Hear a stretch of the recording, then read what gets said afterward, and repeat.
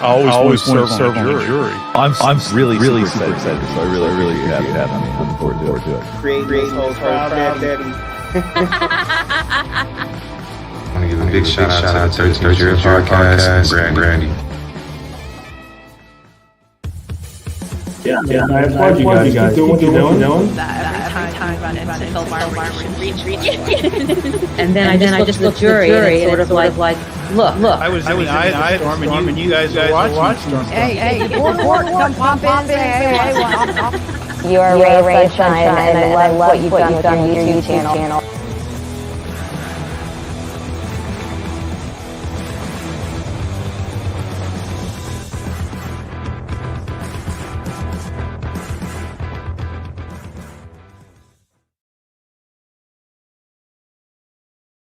Hi, why are there echoes? Why? Y'all can hear echoes. I don't hear echoes. Let me look. Mike is Yeti. That's that. You still hear echoes or no? No echoes now. Oh, I don't know why. I don't know. No clue. Off to a good tech start, right?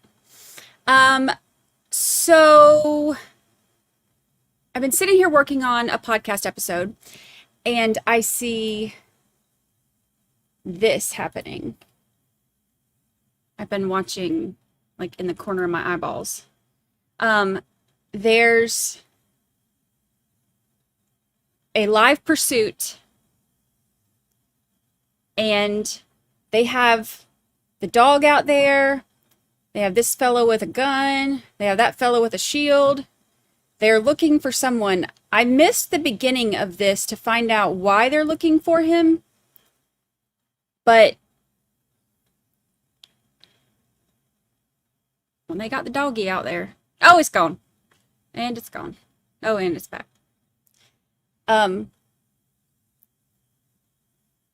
So, I don't know. Somebody's in there hiding. It was a high-speed chase. Oh, see? See? Y'all know more about it than I do. I was busy writing and missed what happened. I just saw this on there. So I saw the dog. You know how I am. I see a dog and I'm just going to start paying attention. They brought the dog out and I was like, oh, hey, puppy. So anyway, I started watching. So what are we thinking? How are we feeling? How are you feeling about the trial so far? Today, I have not looked at a thing, not one thing. I have been working nonstop on the podcast since 7:30. Dang, that's 5 hours. And I still didn't get it all done. I'm working on research.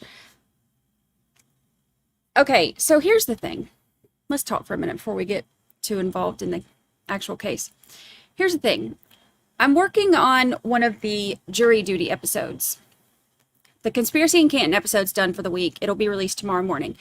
I'm working on one of the jury duty episodes that goes over the case, and I'm doing the one on Ashley Benefield. And in order to make sure that I'm given the full story, I started digging into some of the documents that I haven't read. And y'all, there's a lot more to this. And I've gone down, I've gone down the rabbit hole. I've completely gone down the rabbit hole. I need my stickers that Donna Do sent me.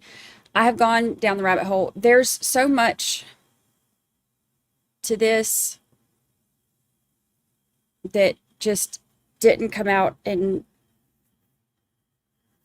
trial. I don't know. So anyway, I'm going to be doing, it might end up being 2 jury duty episodes instead of just 1, because I don't think there's any way I can fit it all in 1. But anyway, I'll keep y'all updated on when that's going to come out. But the Conspiracy in Canton series, that's all 13 juror podcast. But the jury duty episodes are about the, individual cases.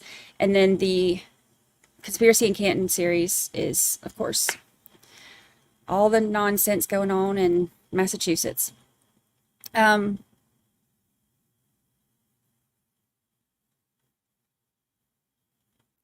already finished the one released this morning. Oh, it was released this morning. Oh, today's Thursday. Goodness gracious alive, I'm thinking it's Wednesday. Okay, so yes, it came out this morning then. I can't even keep up with what day it is, y'all. It's been a week. Ricky Watson, hello, Ricky Watson. It is good to see you. Ricky Watson gifted 10 memberships. Thank you so much. Thank you, thank you, thank you. Thank you, thank you, thank you. I appreciate it. Welcome to our new members. You look good in green. You look good in green. Gosh, it is Thursday. Dang, I was going to listen to that episode one more. I kept thinking today was Wednesday, and that episode's going to come out tomorrow. And I was planning on listening to it again tonight one more time to see if I needed to edit anything out or clean it up. And guess that's not happening. So if there was anything that should have been edited out or cleaned up for those of y'all who listened, let me know so I can do it. Too late.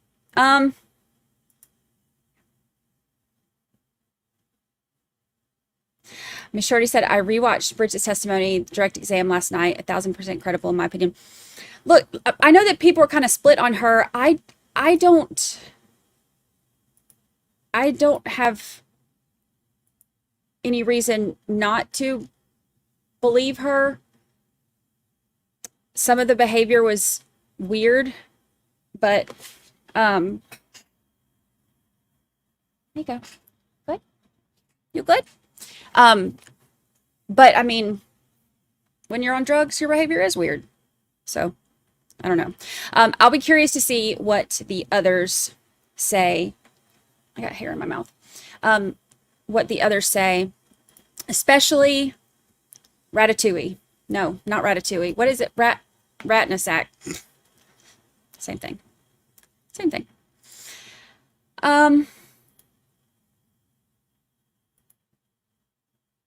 Yeah, she was on drugs at the time, so I can understand her behavior being weird. Her behavior was definitely weird. There were some things that were weird. But, and I'm assuming there are things that she would want to hide, because who wouldn't want to hide things when you're doing stuff like that? But, I don't know. Oops. Sandra Oliver, member for 13 whole months. 13 whole months. Look, there's a puppy. Hi, puppy. Not you. 13 whole months. Time flies. Sandra Oliver, time flies. When is the Ashley Benefield podcast coming out? Well, I had anticipated it coming out maybe Tuesday-ish. Depending on how much further I go down in this rabbit hole, it might be more like Thursday-ish of next week. So we'll see. There's just a lot more to it. And going through like several hundred pages, I mean, more than that, really. I mean, I'm probably 600 or 700 pages in at this point, going through depositions and everything. There's a lot more to it that wasn't in trial. And I know that one was one that had a lot of people split. So it kind of made me want to do that one for one of the jury duty episodes, because I think that, especially when people are so split on something, I think that having more information can kind of, give some insight. So that's what we're shooting for. So, let's see. All right. So Tammy from Kansas, member for 8 whole months. Thank you for all you do, Brandi and mods. Thank you, Tammy from Kansas, for being here. Thank you.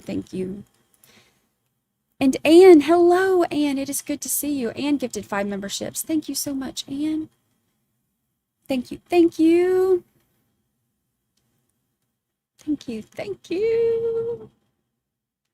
You're awesome. Welcome to our new members. You look good in green. Okay, so I tell you what, we'll keep this kind of on and to the side down here. So that way, if anything exciting happens and they catch him, we will be able to see it. But we will get started on our trial day. I need to make it go faster. Jen Deb, good member for 8. Has it been 8 months already? Goodness gracious. 8 months of the best family going. I love living here. Cheers to you and all you do, BrandiChurchwell13 and your beauty months. Thank you so much. Gosh, I can't believe it's been 8 months already. It feels like we just adopted you. Welcome to your 8th month. Welcome, welcome. Welcome, welcome. Hello, hello. Some of y'all still filing in here. Come on in. Take your seats. Take your seats. Oh. They're zooming. What are they zooming on? I just want to see the dog. Show me the puppy. And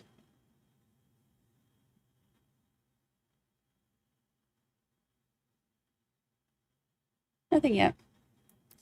All right, so let's get this show on the road. And y'all know, oops.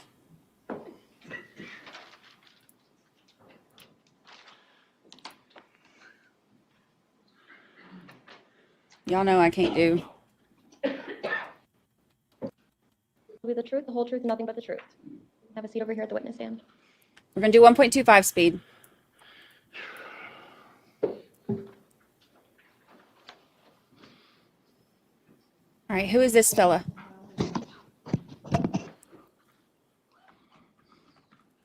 Zoom, zoom. The firearm tool lady was the last one from yesterday.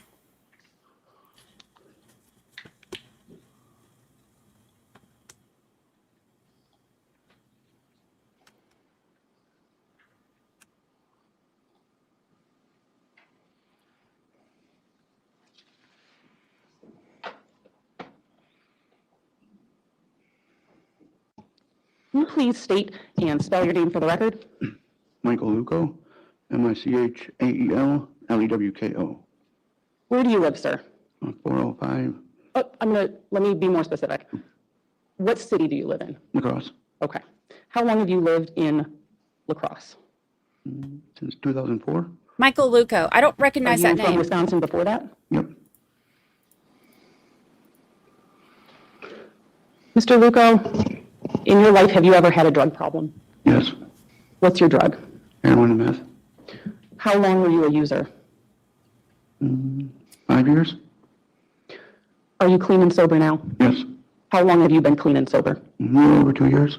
Good for him. Are you employed? Yes. Where do you work? That's industrial metal. How long have you had that job? About 16 months. Did I hear you right, 16 months? Yep. Okay. Mr. Luco, do you know someone who goes by the name Kush? Yes. How long have you known him? 15 years. Would you consider Kush a friend? Yes. Have you always known him to be a person living in the La Crosse area? Yes. Sir, do you see Kush in the courtroom today? Yes. Can you let us know where he's seated and what he's wearing? He's seated over there in defense blue shirt. Remember, I'd ask that Kush the record is the reflect defendant. court identification of the defendant. That's his nickname. He's identifying person with blue shirt over on the defense table. Yep, go ahead. Thank you. Mr. Luco, I'd like to direct your attention to July 28th and early August of 2021. At that time, did you find yourself in the La Crosse County Jail? Yes. Oh, jailhouse snitch. Have you ever been convicted of a crime? Yes. How many times? 10. Now, August of 2021, July of 2021, those were what I refer to as the COVID times. Do you remember that being a thing at the jail? Yes. When you went to the jail, was there an admission and quarantine process? Yes. If you can you just explain to us how that worked? So you get booked in downstairs in the jail, and then they put you in quarantine up to 7 days in a quarantine block, single cell. Quarantine block, single cell. Yep. Do you remember the name of the quarantine block? See? The letter C? Yep. C for quarantine. Before you got to C block, did you spend a couple of days or just a couple of hours or minutes downstairs that you first told us about? Yes, up to 3 days. Okay. Up to 3 days downstairs in sort of the basement. Am I understanding that right? Yep. In the Okay. basement, yeah. And then go upstairs to C block, which is quarantine, 7 days there. Yes. Okay. Now you said single cell. Yes. Was that, were there in a single cell, was that just all walls, door, no window, or could you see out of that room? You could stay out of the room. How so? Through the door window. Through the door window? Yep. If you can kind of describe for us, was it a big window or a little window or about how big? It's only 4 inches by maybe roughly 2 feet tall. So it's like a big rectangle. Okay. Did you spend 24 hours a day in that cell or were you ever out of that cell? 23 hours in the cell, an hour out. Okay. During that hour out, where could you go? And you could take a shower, read, use the phone, use the kiosk. During that 23 time, hours well, first of all, during in a the cell. 23 hours in the cell, did you ever have the opportunity to speak with other inmates? I can't imagine that. Yes. Can you tell me how that worked? You can talk to them through their door, like the window, as long as you don't get caught. Or you can yell back and forth through them. Okay. Would there be, so you've got a window on your door. Okay, remember we heard at the beginning they talked about how there was a guy who was going to be testifying that Kush told him at the jail that he had killed these fellas. So I'm assuming, I know we're not supposed to assume, but here I am doing it anyway. I'm assuming that that's what he's going to be testifying about. So he would be the jailhouse snitch-ish. But that would be different than a typical jailhouse snitch because he's known Kush for like 15 years. So we'll see. Did that look out to a hallway? Did that look directly to another cell or something else? And it looked directly out into the cell block area. Okay. And then during the hour out, could you speak with other inmates? Yes. He said 15 years, yeah. That's a long time. Okay. Now, during your 7 days in the C block, did you end up speaking to Kush? Yes. Kush was also in C block? Yes. Now, I want to talk about that. You spoke to him. How were you able to speak with him? During the hour out or yelling through the vents.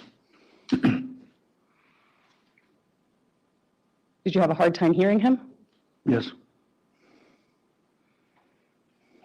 Did you do anything to remedy that, to be able to hear him better, ask him to speak up, anything else? Get closer to the air duct vent. And when you would ask him to do that, would he do that? I'm sure he would. Why do you say I'm sure he would? Just so we can hear each other better. Okay.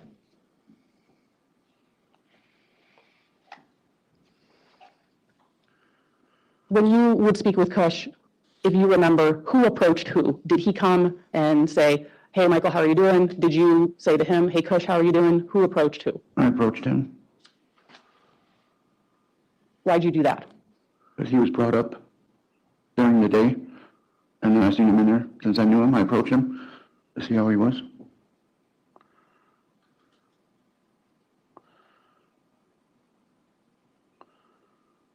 You said you'd known him for how long by that point? 15 years? 15 years then? Yep. It's been 3 years, so 18 years now. Am I doing that math right? Yep. Okay. When you spoke with Kush, how did he seem emotionally to you? Did he seem calm, regular, normal Kush, or something different? No. Distraught, scared, worried.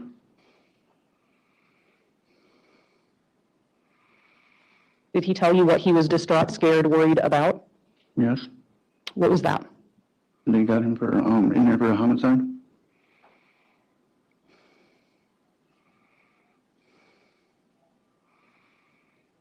Now, at this point when you spoke Well, actually, we'll get to that in a moment.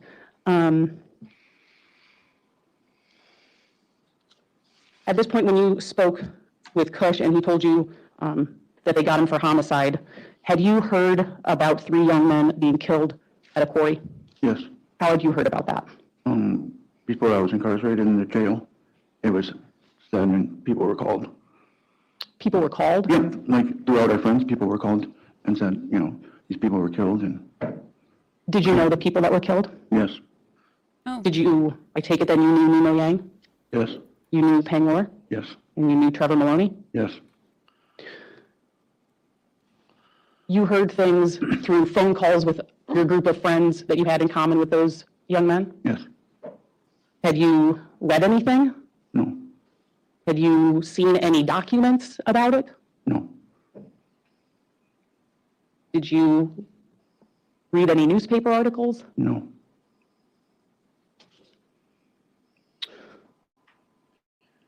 Do you know a woman by the name of Bridget Schlicht? yes, By the time you spoke He knows with Cush everybody. at the La Crosse County Jail, had you spoken to Bridget Schlicht about the deaths of Nemo Yang, Peng Lor, and Trevor Maloney? no, Did you speak at all with Bridget Schlicht while you were in the jail in August of 2021? no, Okay. So I'd like to go back to your conversations with Cush at the jail. Did Cush say whether or not he was involved in the deaths? yes, He said, did he tell you how he was involved? yes, How was he involved, as he said it to you? as a gunman, Was that the word he used? no,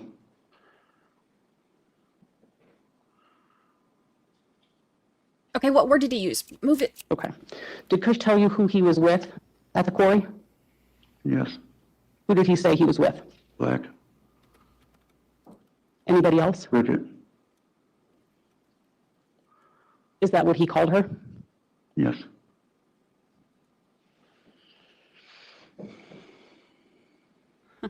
Did Cush say anything about what Black did?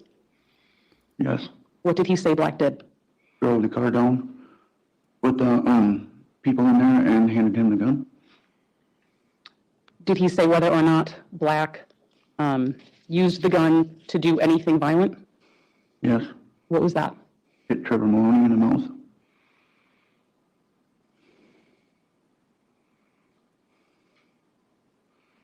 Did Cush say anything about Bridget? I brought up Bridget, so yes, You brought up Bridget. yes, For the first time or after he brought up Bridget? for the first time, Okay. What, if anything, did he say about Bridget? What, if Well, anything? did he say if Bridget was shot or was not shot? was not shot, Did he say anything about any feeling he had about Bridget not being shot? there wasn't enough bullets to kill her, Oh. Oh, When wow. he said, well, when he said anything about that, did he admit any kind of sadness or regret? no,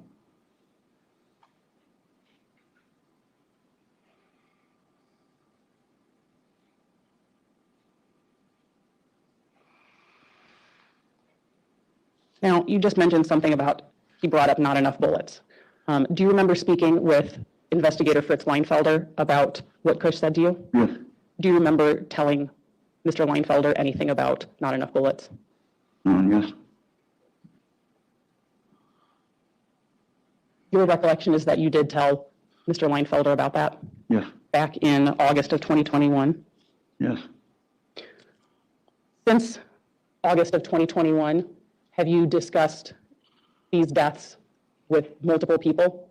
no, Have you read or heard anything since then? I've heard things, Okay. As you sit there today, can you tell us whether not enough bullets was something you heard from Cush or something you've heard since then, or you don't know? from Kush, In August of 2021, were you using pretty heavily? yes,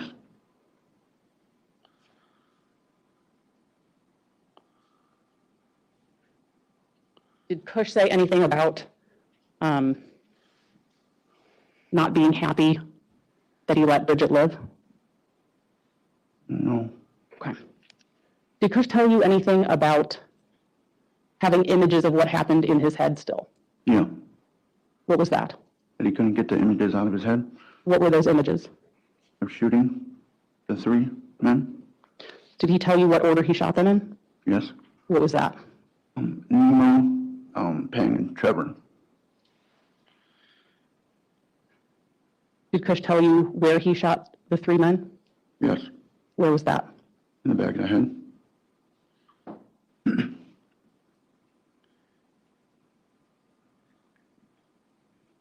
Did Kush tell you anything about how the men were positioned when he shot them in the back of the head? Yes. How was that? On their knees.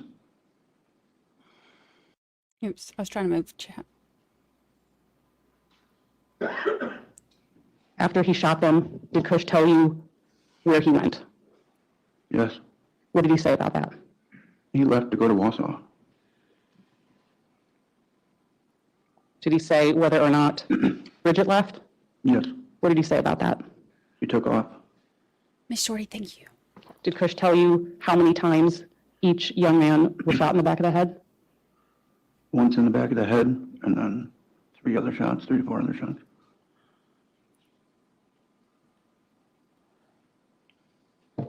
Now, at this time, when you were in the La Crosse County Jail, did you also see a man did you also see Black at the jail? Yes. Had you met Black previously? Yes. Were you in C Block when you saw Black? No. Where were you? I got transferred out of quarantine to E Block You saw Black, did you see Black before or after you spoke with Kush? after.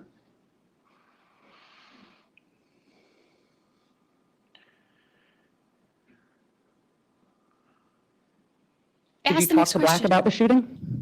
I mentioned it to him. You mentioned it to him? Yep. Did he talk to you about it? No.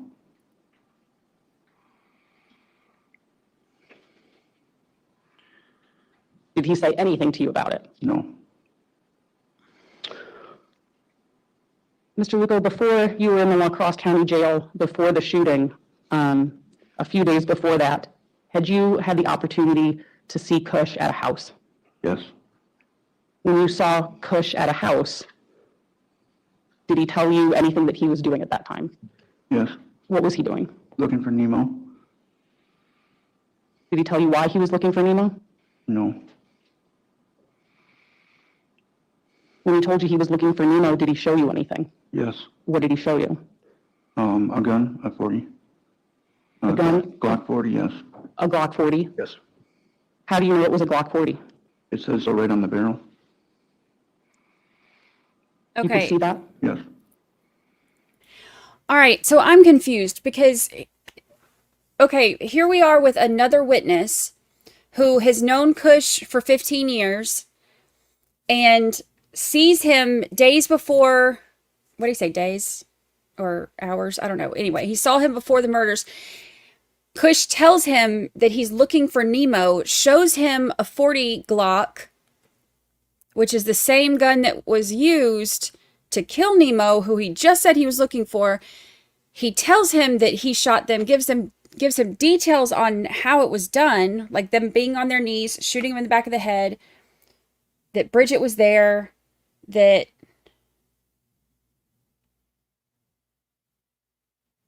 what else? That Black drove and hit Trevor with the gun. These are all of the details. Where'd the dog come from?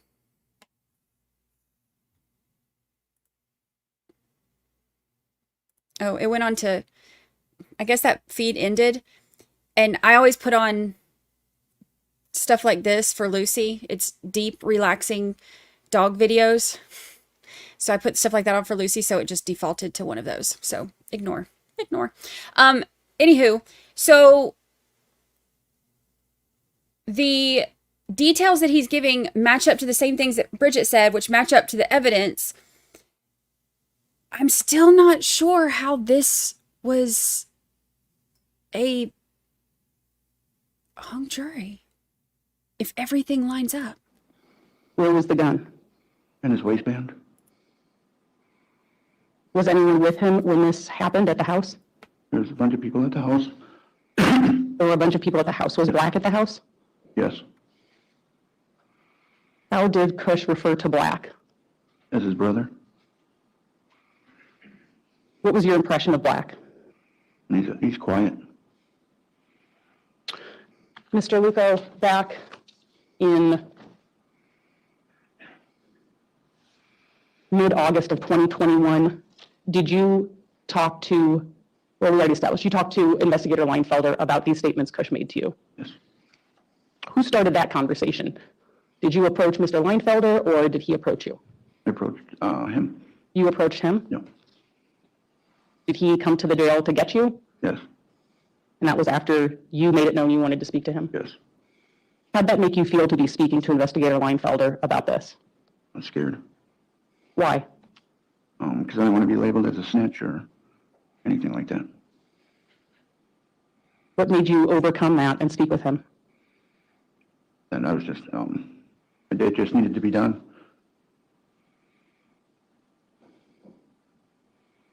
Mr. Luco, after you spoke with Investigator Leinfelder, did you get any cases dropped? No. Did you get any charges dropped? No.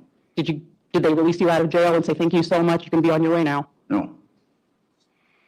Did you get any money? No. Did you get any kind of reward? No. Anybody give you a medal, shake your hand, and say, Michael, you've done the best job ever? No. Have you gotten anything out of speaking with Investigator Leinfelder about this other than a subpoena saying you have to come to court? No. Mr. Lugo, right now, as you sit there today, are you getting any benefit to this at all whatsoever? No. How does it make you feel to be here? I'm scared. Still. Mr. Lugo, how does it make you feel to be testifying against someone you've known for about 18 years that you consider a friend? Scared. Thank you. I have nothing further, Judge. Cross.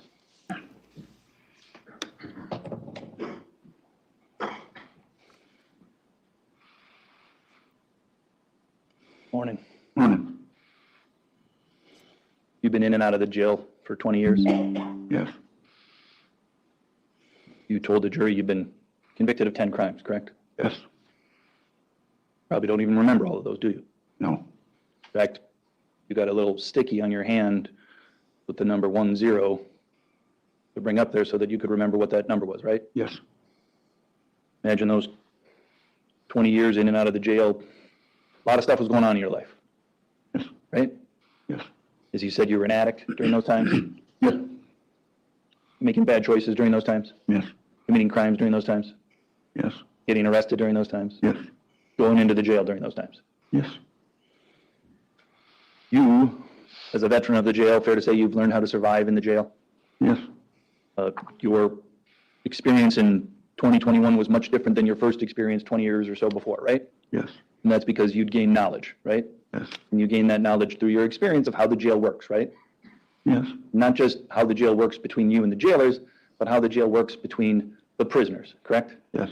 Because that's a whole different world, correct? Yes. And unless you've lived there and been there, you don't really know about it, right? Right. But you've lived there, correct? Yes. You've been there, right?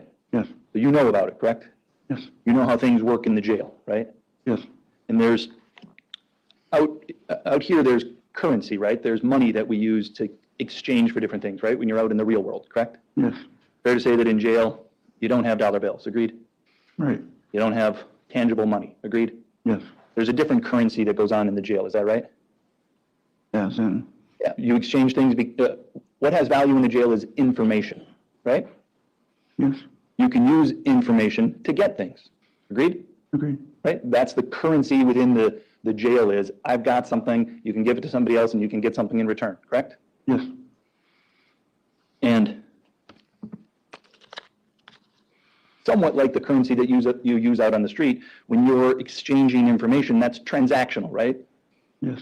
You give something to get something, right? That's how you survive in the jail. Yes. And because of that survival in jail, you got to get along with everybody else, right? Yes. And certainly within the jail, there are some people who have more power than other people in the jail amongst the prisoners, right? Sometimes. Yeah, there might be you've heard the term alpha before? Yes. Might be an alpha male in your block, correct? Yes. And that's a whole nother world within the jail when there's an alpha male in the block, right? Yes. Sometimes when everybody gets along, that's one world, but if there's an alpha male and they're dominating, that's a different world, right?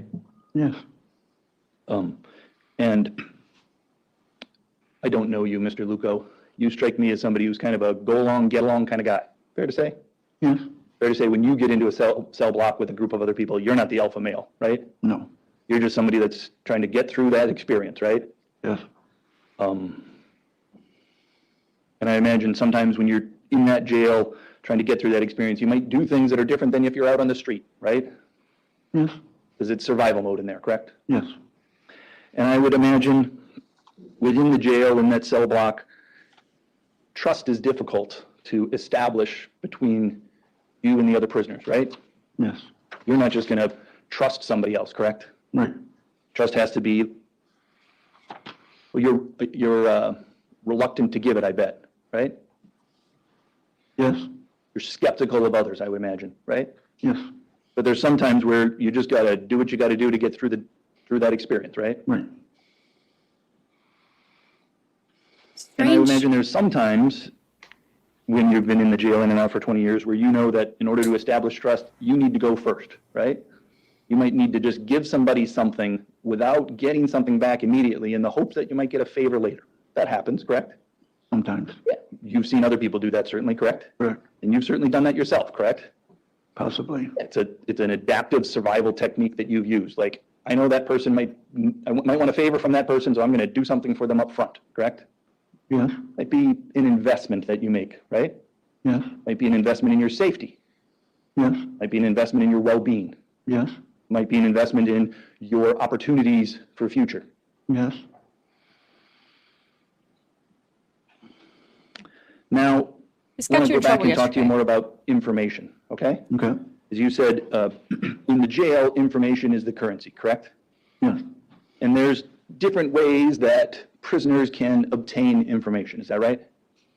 Yes. Yeah. I mean, you could, as you've said, you could follow the case on the news. That's a way to learn about cases, correct? Right. That's a way to learn about people, correct?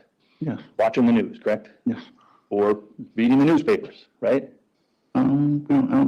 We have to get a paper. I think he's Hardly, but out of you do jail sometimes now. get access to papers in there, correct? Yep, seldomly. It all depends, right? Yeah.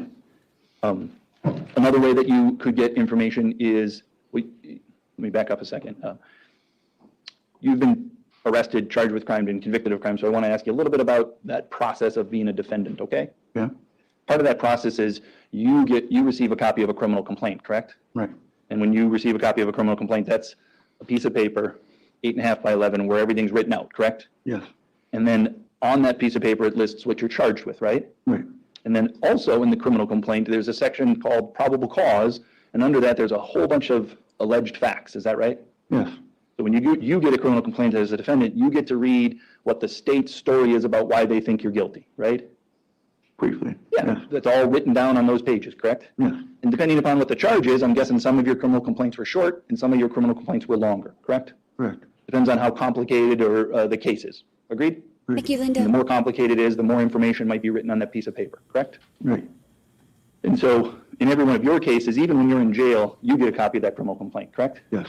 And sometimes, I'm sure when you're in jail, you've seen other people's criminal complaints, right? Sometimes, yes. Sometimes those things get out and they float around, correct? Yes. You, I would imagine, being a veteran, know, I don't want to get that criminal complaint floating around, do you? It doesn't bother me. It doesn't bother you? No. But you agree that if that criminal complaint is floating around, there's other people in the jail cell that you may not trust that now have information about you and your case, correct? Yeah. And a clever person might be able to use that to their advantage. Correct? I don't know how. Okay, well, we'll get to that, all right? Another way to obtain, also in these, so we have the criminal complaint. You've heard the term discovery as well?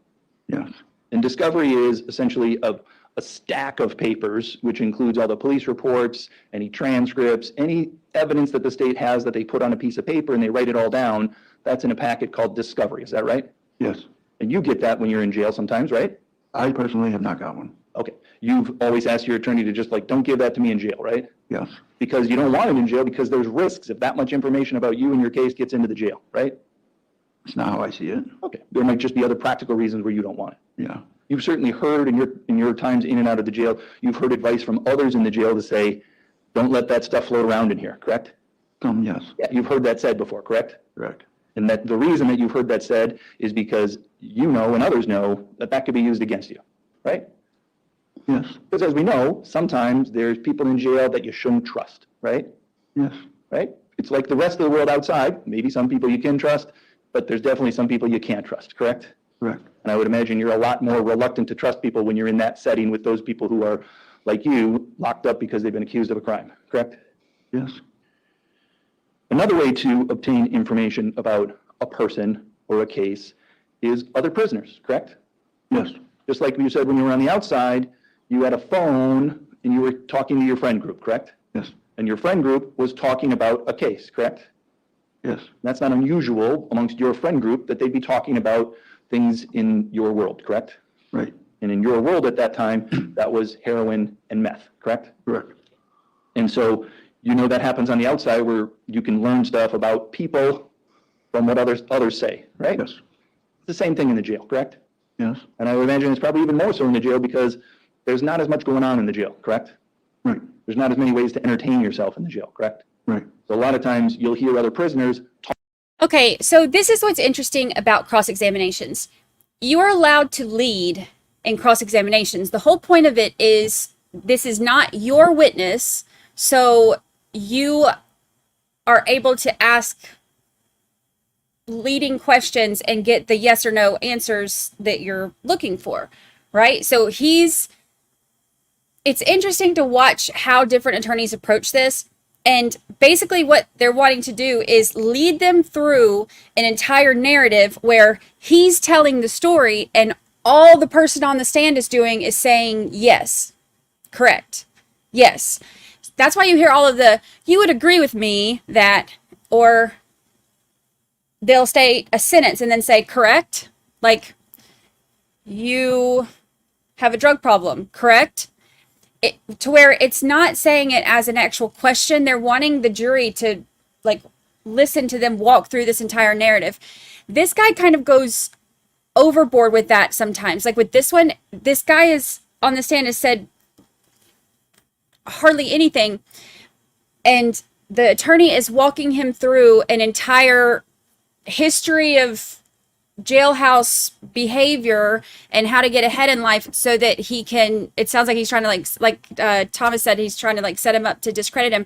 But if you notice, he kind of goes further than a lot of attorneys do as far as walking him through that narrative and all of the leading questions.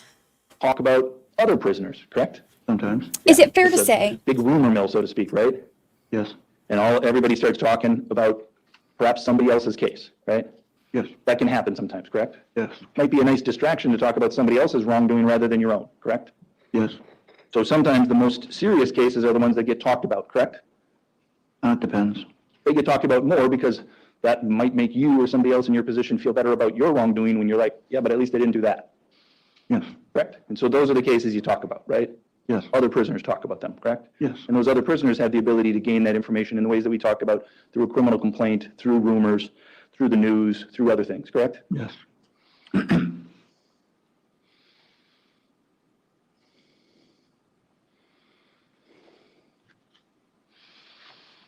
Now, you had said you had some concerns, you used the word snitch. Remember you used that word? Yeah. Yes? Yes. And you said you were reluctant to talk because you didn't want to be thought of as a snitch, Yes. correct? And the reason, I want to get into that a little bit, but in general, part of that is because you were concerned when you're in jail, your bodily security, your person, it's a little more at risk than you are out on the street, correct? Yes. Things can happen to you in the jail by other prisoners, correct? Correct. You're in a closed, confined setting with a lot of stressful people, and sometimes bad things happen, right? Yes. And so when you said, I don't want to be a snitch, it's because you're basically like, I don't want to get beat up in jail, right? Or outside. Yeah, or outside, correct? But certainly within jail, sometimes violence is done by one prisoner to another prisoner. Yes. And that's something that would concern you in that scenario, correct? Yes. And sometimes it happens because someone's a snitch, they're disloyal, right? Yes. Sometimes it might happen for other reasons too, correct? Yes. an alpha male might just want to come in and dominate, correct? Yes. Or an alpha male might want to make sure that everybody in here is doing favors for him, correct? Yes. That sometimes happens, right? Okay, so the whole alpha male thing that he keeps bringing up,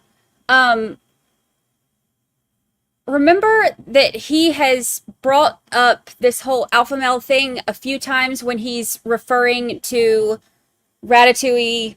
No, not Ratatouille. Second time I've done that today. Rattanasack, Blackie, Peacemaker.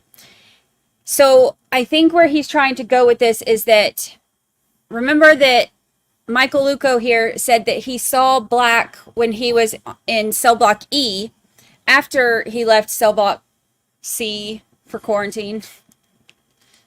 And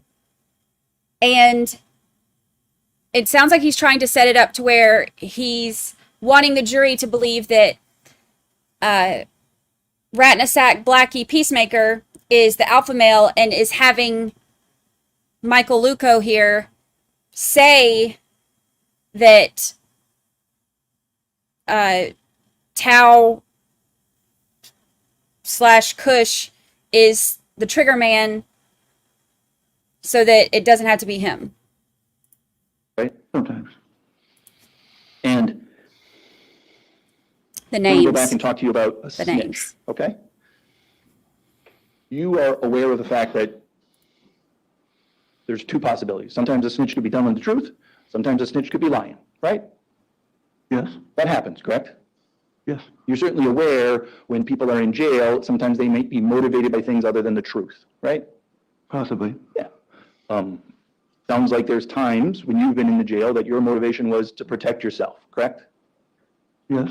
Above all, everything else, I'm sure that's goal number one, protect myself, correct? Yes. And that would trump anything else in your life when you're inside that jail, right? Yes. And I would imagine that probably is pretty common. There's others that sometimes hold that same protect myself value over everything else, correct? Yes. And so you're certainly aware when that value is held up that high, there might be times when somebody would get information from one source and lie and attribute it to another source in order to help themselves, right? They could. Not only they could, you know that that happens, correct? Possibly. Yeah, not possibly. You've been in and out of that jail for 20 years. You know that happens, correct? Yeah, it could, yes. Yeah, you're aware of it actually happening, right? I am not aware, no. Yeah, not against you, but certainly against other people, correct? Possibly.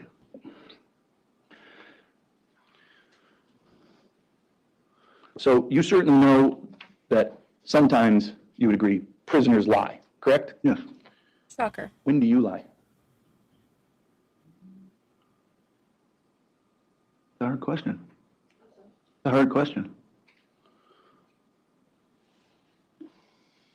Just when I'm worried or scared of a consequence. Okay? You talked lightly, so I just want to make sure. Worried, scared of a consequence? Yeah. And that fear sometimes, I would imagine, the greatest fear that any of us have is fear of physical harm to our own being, correct? Yes. Right? Those are the times when you've lied is to protect not just your identity, but your body. Yes.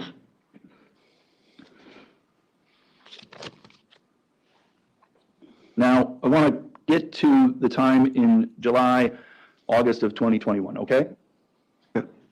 That's when he talked to At that police. point, you're in La Crosse County Jail again, right? Yes. I would imagine that was frustrating to find yourself there, correct? Yes. Not a spot you wanted to be, correct? Yes and no. Okay. Yes, in the sense that it might force you to find sobriety, Yes. because sometimes that addiction is outside of your control, right? Yes. So there are times when you might appreciate the fact that you can now get clean because you're forced to get clean, correct? Yes. And I would imagine the beginning of that process is extremely difficult on your body, Yes. painful. Yes. And there might be things that you need help from others when you're going through that process, right? As in, Comfort, water, a little extra food, somebody to look out for you while you're down and sick and out and vulnerable, those types of things. yeah. Okay. And you're certainly at the time, I would imagine, well, how old are you, sir? 36. What's that? 36. 36? Yep. So when you were in jail in 2021, you're 33-ish? Yes. Okay. Now, I appreciate that you're not an old man like me, but I imagine that being in jail at 33 is a different experience than your first time in jail in your teens, right? Yes. And you're perhaps thinking to yourself, I'm too old for this. Yep. It's not Your every body's state. just not cut out for it the way that it maybe was in the teens and the 20s, right? Correct. You can't handle it in the same way, right? Yes. Also, you're just not as fit, right? Right. You're not as strong, right? Yes. You're not as capable of protecting yourself on your own when you're 33 as opposed to maybe in your early 20s. Agreed? No. You were a pretty strong guy back then? Yeah. Okay. But you certainly agree that within the jail, in the cell blocks, there's a pecking order, correct? Yes. You've heard the term hierarchy before? Yes. Okay. And there's a hierarchy in the jail, right? There could be.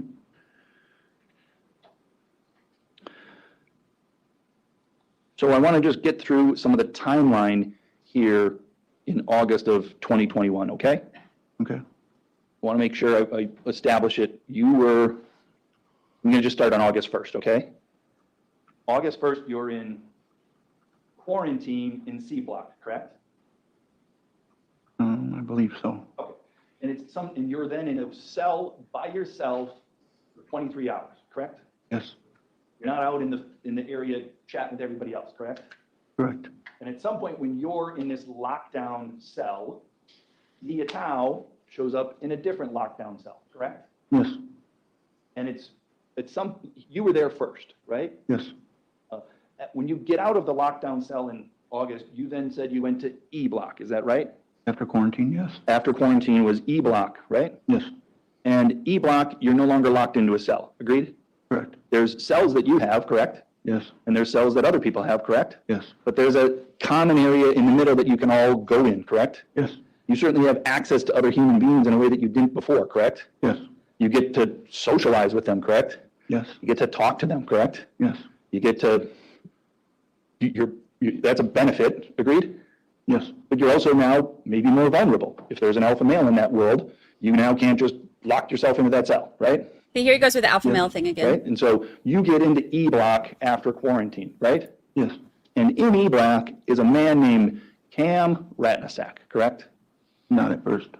He comes into E block, right? Yes. You meet him in E block before you talk to Fritz Leinfelder, right? Yes. You meet him in E block before you talk to Ben in mental health, right? I talked to Ben in C block too. Okay. So you, at some point in E block, you have contact with Rattanasack, who you know as Black, correct? Yes. Right.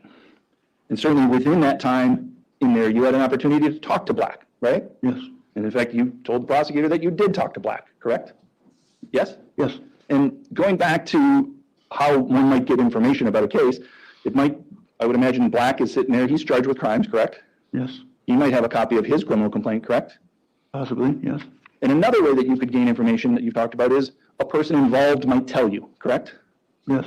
Okay? And so if Black was involved and you guys were in the E block where you had an opportunity to socialize, Black could have talked to you about what he knew from seeing or doing himself, correct? He could have. He could have, right? That opportunity was there, correct? Yeah. He certainly had a greater opportunity to give you that information than somebody who was in lockdown had to talk through event, correct? Yes. You had a lot more chances to do that, right? Right. You had a lot more chances to hear that, correct? Correct. When you're in E block and you're talking with other people, you're not having to yell through the vents, are you? No. You just talk to another human being like you might out on the street, right? Correct. You come up to them and you just have a conversation, correct? Correct. But it also allows you to have perhaps a closer conversation where one could whisper to another person, right? Possibly. A more confidential setting, correct? Yes. Because as you said, when you're over here in this space, you can talk to somebody through that window as long as you don't get caught. That's what you said, right? Yes. Because it's against the rules when you're in quarantine to go up to the window and talk to somebody else, right? I don't believe so. Well, you were worried about getting caught. Yeah. I would imagine you, like the rest of us, when you worry about getting caught, because you know you're breaking a rule and you don't want that consequence to come upon you, right? Right.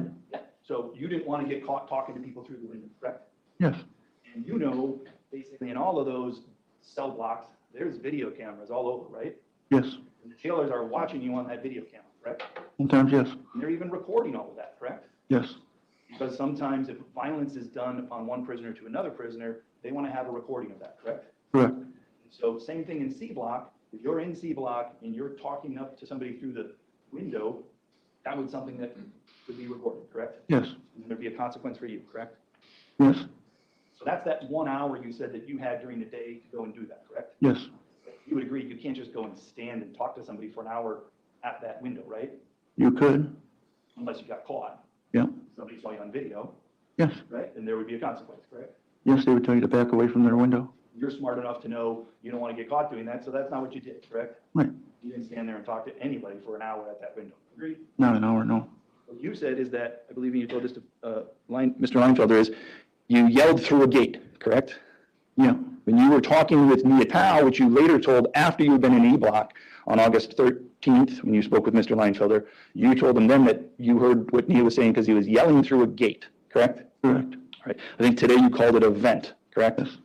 All right. So that's the time in which you say this person told you of these horrible acts that you say he claims he did, correct? Yes. He's yelling them through the cell block, correct? Through the door? Through the door, okay. And was it just you and him that was in the cell block? No. There's lots of other people in that cell block, right? There was one other person? Okay, and in fact, you gave that one other person's name to Mr. Leinfelder, right? Yes. And I'm going to get to that, but he asked for that name, correct? Who did? He asked for that name to tell you who else was there to hear this, correct? Yes. And that's when you told him that name, correct? Yes. Because one of the things that you guys were talking about is he wanted to know, can I corroborate what it is you're saying? That's what Mr. Leinfelder wanted to know from you, correct? Possibly. Right? I mean, not possibly. He literally told you that. I need to corroborate this because there might be reasons why you'd be lying. Yes. That's what he told you, correct? Yes. And so you gave him this other prisoner's name, correct? Yes. You're not here to say whether that prisoner was able to corroborate anything you said, right? No, You don't know, correct? I don't. We'll just figure out by the end of the trial whether he can come here and corroborate what you had to say, right? Objection. Oh my Relevant gosh. Argument. I believe it's argumentative. I agree there. Sustain on that basis. Try to, go ahead. So See, this is why I'm not an attorney, because instead of saying objection, I'm like, oh my gosh. That's why I'm not. August 1st, we talked about, then you come August, I think it's 5th, you get into E block, around there. Sound about right? Objection, yeah. chill, And then bro. it's sometime after that on August 13th, when you speak with Mr. Leinfelder, this man right here, correct? Yes. In between the time that you got to E block until you spoke with the police, you met with a private investigator, correct? Yes. And the private investigator that you met with was employed by Cam Rattanasack, correct? Yes. That's black, correct? Yes. The man who's in cell block E with you has a private investigator come and talk to you, correct? Tried to talk to me, yes. Yeah. And what you know, because you know when people come in and out of E block, correct? Everybody knows if someone's in E block and they get taken out, there's kind of like, hey, where did Michael go? Why did Michael go away? Or where'd Billy go? Or where'd Dave go? There's talk about that, correct? There could be. Yeah. And so how many people are in a block? Anywhere up to 20, I think. Okay. So if people are coming and going, the others are talking about it, right? Could be. Yeah. And you're one of those people that was taken out of that block to go talk to Cam Rattanasack's private investigator, correct? Yes. What you know is Cam's private investigator didn't just talk randomly to every person in E block, correct? Correct. Correct? You were one of the chosen ones that investigator decided to talk to, correct? The chosen Tried ones. to talk to. Yeah. And so you would agree that there would need to be a reason why that investigator for Cam Rattanasack would come and pick you to speak with you, correct? Yes. Yeah. And that reason might be that Cam told his lawyer or the investigator, go talk to Michael Luco, correct? Objection calls for speculation. Not speculation. I'm asking if he's got knowledge that would be a reason. A reason why somebody else might do something. Yeah, sustain. When you met with the investigator told you, you learned, Cam told me you might have something that will help his case, right? Objection hearsay. Sustain. You had a conversation with Cam's private investigator, correct? No. You didn't? No. Right? You met with Mr. Leinfelder after you met with a private investigator, correct? I met with Mr. Leinfelder. Yes. You also met with a private investigator, correct? Yep. And you told Mr. Leinfelder that you met with a private investigator, correct? Yes. That's on the recording that you have of the call of the conversation you had with Mr. Leinfelder, right? Yes. You know that everything you talked to Mr. Leinfelder about is recorded, do you not? Yes. Okay. And what you told him is, I met with a private investigator, correct? Yes, and I did not talk to them. Okay, you didn't tell that to Mr. Leinfelder, did you? You said I met with a private investigator, Yep, right? yes.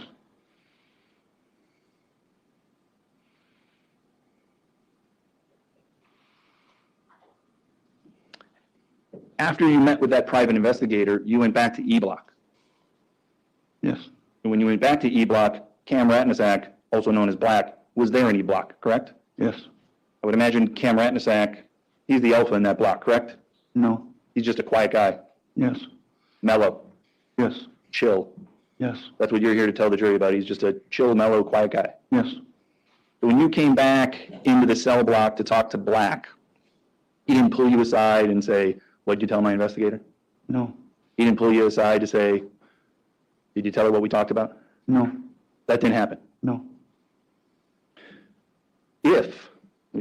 If Cam Rattanasack was the alpha in that cell block, and if he's a violent man, under that hypothetical, you would have reason to do that person favors. Agreed?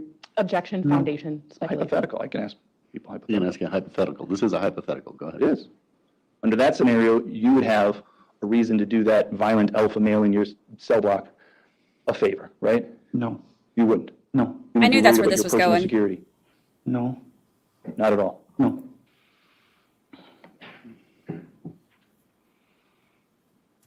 You certainly agree that, as you said before, you'll lie to protect yourself, right?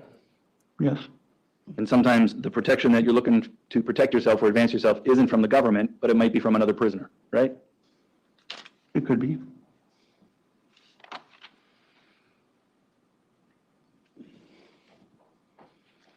Now, I want to, I figured that's where he was going with this. So he's saying that, so the defense attorney is trying to say that this fella is only saying that it's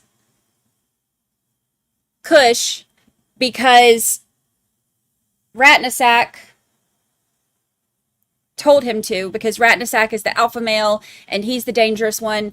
And so he's saying that Rattanasack came to him and was like, hey, you need to tell them that it was him, that he told you that it was him that pulled the trigger. So now he's saying that this guy is only saying that because Rattanasack told him to. talk about August 13th when you met. You met with, can you just point out who you met with on August 13th? What's he wearing? A suit? A tie or no tie? No tie, He's the only male at this table? yes, That's the person that you met with to talk to about what you said you heard, correct? Part of his deal, Rattanasack's deal, was to testify honestly.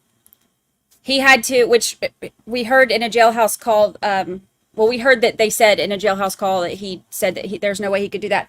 But he had to testify honestly for his deal to be approved. And I think that part of it was that he was only charged with one instead of 3 counts.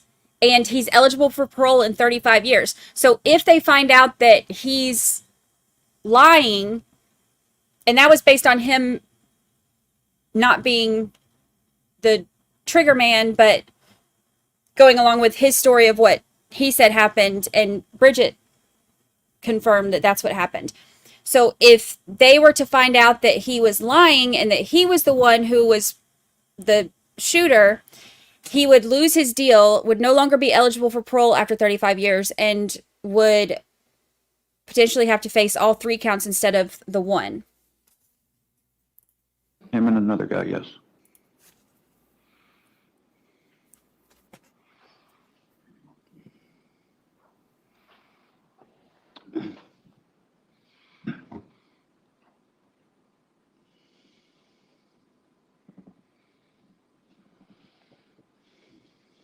Ain't no way he's locked up with all that jewelry on him.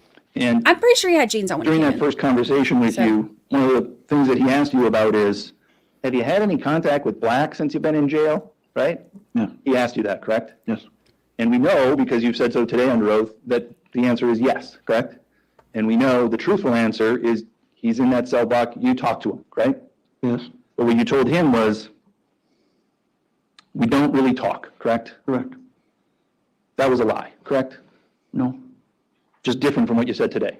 no, And when you said that to Mr. Leinfelder asked a lot of follow-up questions of you, correct? Yeah, he asked a lot of questions. You spoke with police before, correct? No, In general, in your time in and out of the jail and being charged with crimes, you've spoken with law enforcement. We can agree on that, sir? yeah, Okay. And you know that there are some times when you make statements to a law enforcement officer that a law enforcement officer gives you the impression that they're skeptical of what you say, correct? I mean, they're always skeptical. They're always looking for corroboration, correct? Yes, Right? And there were certainly times in this, and corroboration is when they're like, look, do I need to just take your word for it, or is there somebody else that can like corroborate, verify what you're saying, right? yes, That happens a lot in your world, correct? no, In the jail world that you used to be involved in back in 2021 and before, right? it could be yes. Because in that world, you weren't somebody to be trusted necessarily. The police wanted to corroborate what you said, right? Yes, Okay. And so he kept asking you, like, I think one of the things he actually even said, did you just get all this from Black to bolster Black's story? He asked you that question, right? he did, He was critical of that, correct? correct. And that's when you said, no, I mentioned something to mental health, right? Yes. And then he asked, when did you talk to people in mental health, right? You had a conversation about that.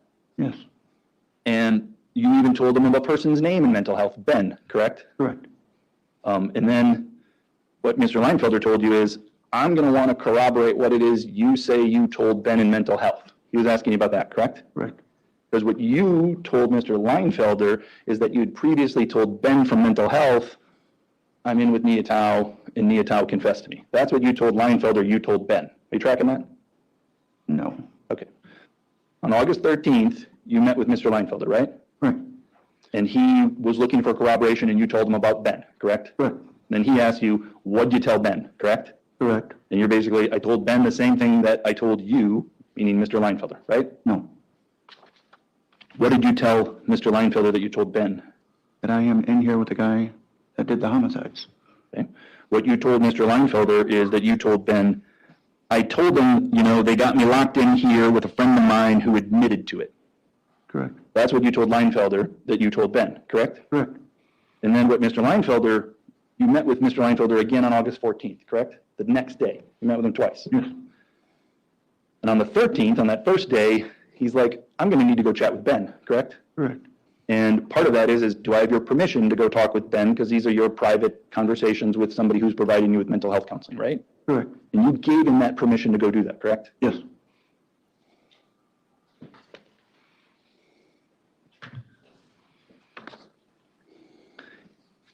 And then Mr. Leinfelder left, correct? yes, When he left on that day, on the 13th, he had two different potential sources to corroborate your story, correct? yes. One is this inmate that you talked about. What's his name? Pain, Kane? yes, And two is Ben from mental health, correct? And then three would be, you didn't mention it, but the potential for video evidence showing you at the window where you could have talked, right? yes, Those are three different ways that he could have corroborated your story, yes, because he was seeking to do that. yes, And he came back then on the 14th and spoke with you, and that was again recorded, correct? yes.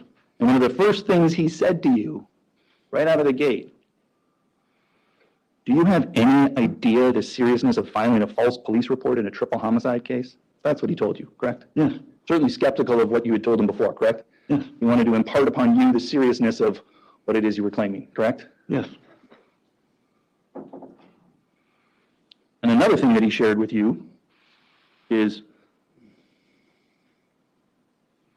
sometimes things have a tendency to come out in the end where somebody is trying to help themselves and get a little consideration. He was telling you about that, correct? yes,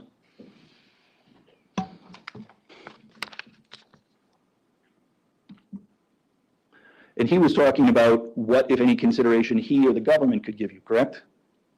possibly, But you're aware that there might be other benefits other than just help from the government. Sometimes there's a benefit because you get help from a prisoner inside the cell, right? no, And when he confronted you and questioned your statements, you told him, I'm scared as hell, correct? yeah, And when you said, I'm scared as hell, that was a time in your life where you were in the same cell block as Black, correct? yeah, And then he tells you, I went and talked to Ben, right? yes, He told you that, correct? yep, And he told you, Ben takes pretty good notes, correct? yep, And he told you, Ben didn't corroborate what you said, right? Your Honor, I'm going to object as to hearsay. I'm going to move to strike. A, he's already answered. B, it goes to his mindset. It's not being offered for the truth. Well, I'll take that back. Overruled. Just go ahead, because this is about the interaction between Mr. Leinfelder and the witness. Go ahead. And have you looked at those notes? Yes. You shared those notes with the state, correct? Are you referring to the packet that you have in front of you? No, I was talking about Ben's notes. Sorry if I confused you. You haven't looked at Ben's notes, have you? No. Right. The only person you know that looked at Ben's notes is Mr. Leinfelder, correct? Yes. And you don't know whether the state would be obligated to give me Ben's notes, correct? I have no idea. Your Honor, I'm going to object. Sustain. And when he told you that Ben doesn't corroborate what you say, he gave you another chance to say, you really want to go forward with this, correct? Yes. That's when you said, I'm scared, right? No. Because after you had that conversation with Mr. Leinfelder for the second time, you had to go back into the cell with Black, correct? Yeah. And since that time, you've been released, correct? Yes. You're a free man right now, correct? Yes. But as you said, you're still afraid, correct? Yes. And you're still afraid of Black, correct? No. You certainly were told about the potential for your being charged with perjury, correct? Yes. And you're certainly aware that if you say something to the police, even if it's not under oath, you could be charged with a crime like obstructing, correct? Correct. Mr. Leinfeld made that super clear to you when he spoke with you on the 21st, correct? Correct. And then you followed this case in the news, correct? No. You haven't followed the case in the news? No. This is your first time testifying in this case, correct? Yes. You weren't called in the first trial. Objection. Relevant. Sustain.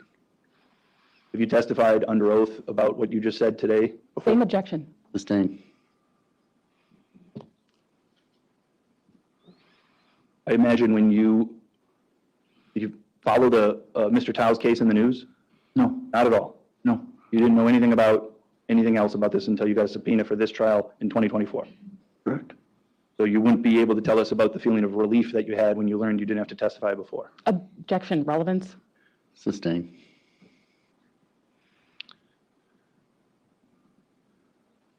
You agree that you're a different person now, right? Yes.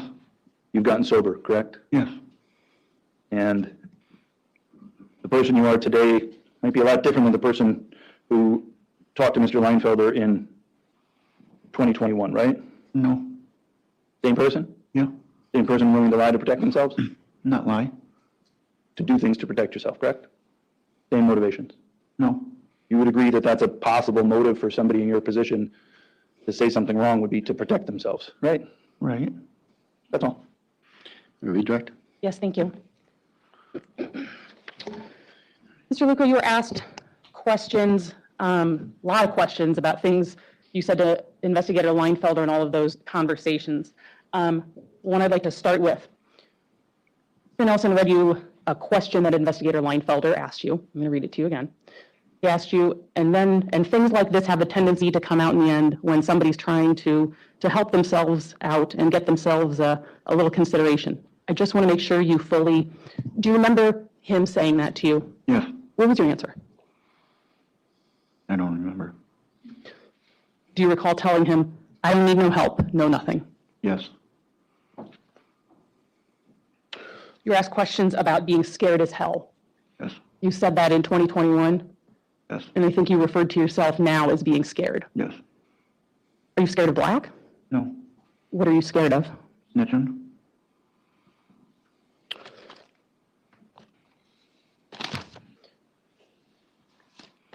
On that topic, when you're in the jail, what's the quickest way to make yourself a target? Snitching. Is snitching a way to survive in the jail? No. Why is that? Makes your time difficult. How does it make your time difficult? You become a target of other inmates. A target in what way? Violence.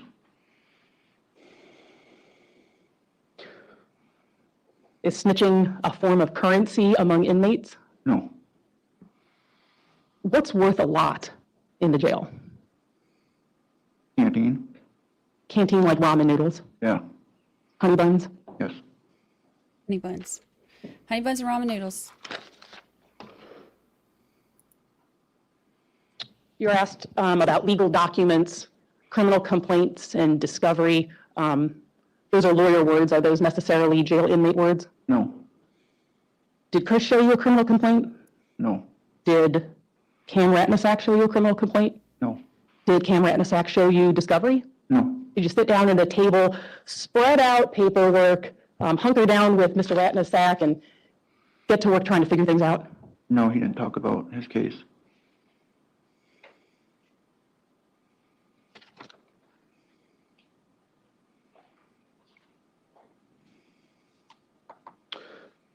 Okay, the name Kane Moss came up. Kane Moss was around when you were in C Block, I believe. Yes, Do you have any control over what Kane Moss says or does? no, Thank you. Kane Moss, I believe, is CAINMOSS.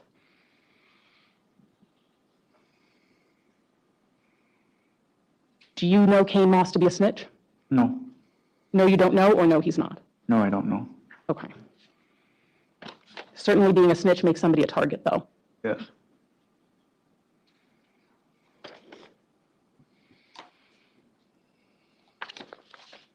So, do y'all Likewise with believe Ben him? from mental health. Now, let me just be clear. Ben is a person who works in mental health at the jail. yes, Is he a counselor of sorts? no, No? What does he do there? yeah, it's basically just talk to you and give you medication. Thank you. Do you have any control over Ben? No,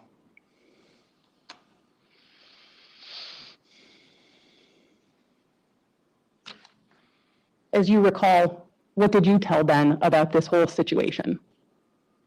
that they had me in here with the guy who did the homicides.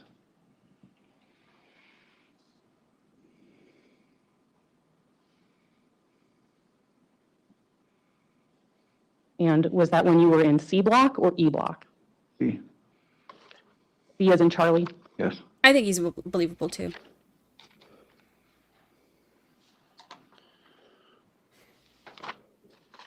Judge, could we approach?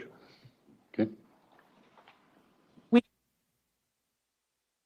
That's the end of my questions. I have nothing further on redirect.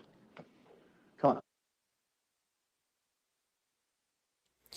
Okay, so they approach.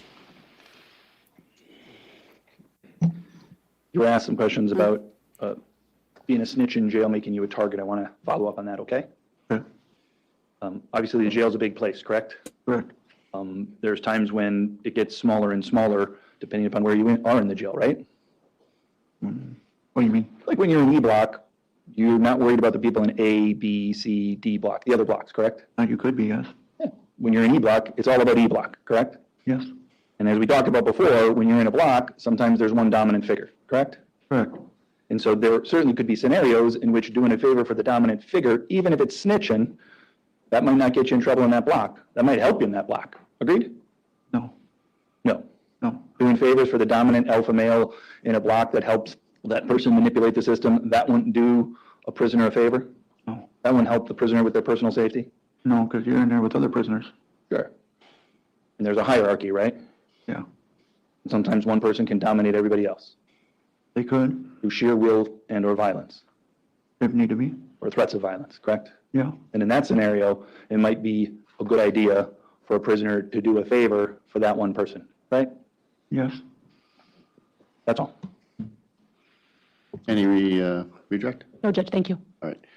Thank you, sir. You may step down. Ladies and gentlemen, we'll take a break this morning. You can go ahead. Yeah. We'll take a break this morning. We're going to come back about 15 after. We do have to talk about something. We'll, might take a little bit longer, but my hope is about quarter after. We'll bring you back. Thank you. Okay, so let's get to the second video.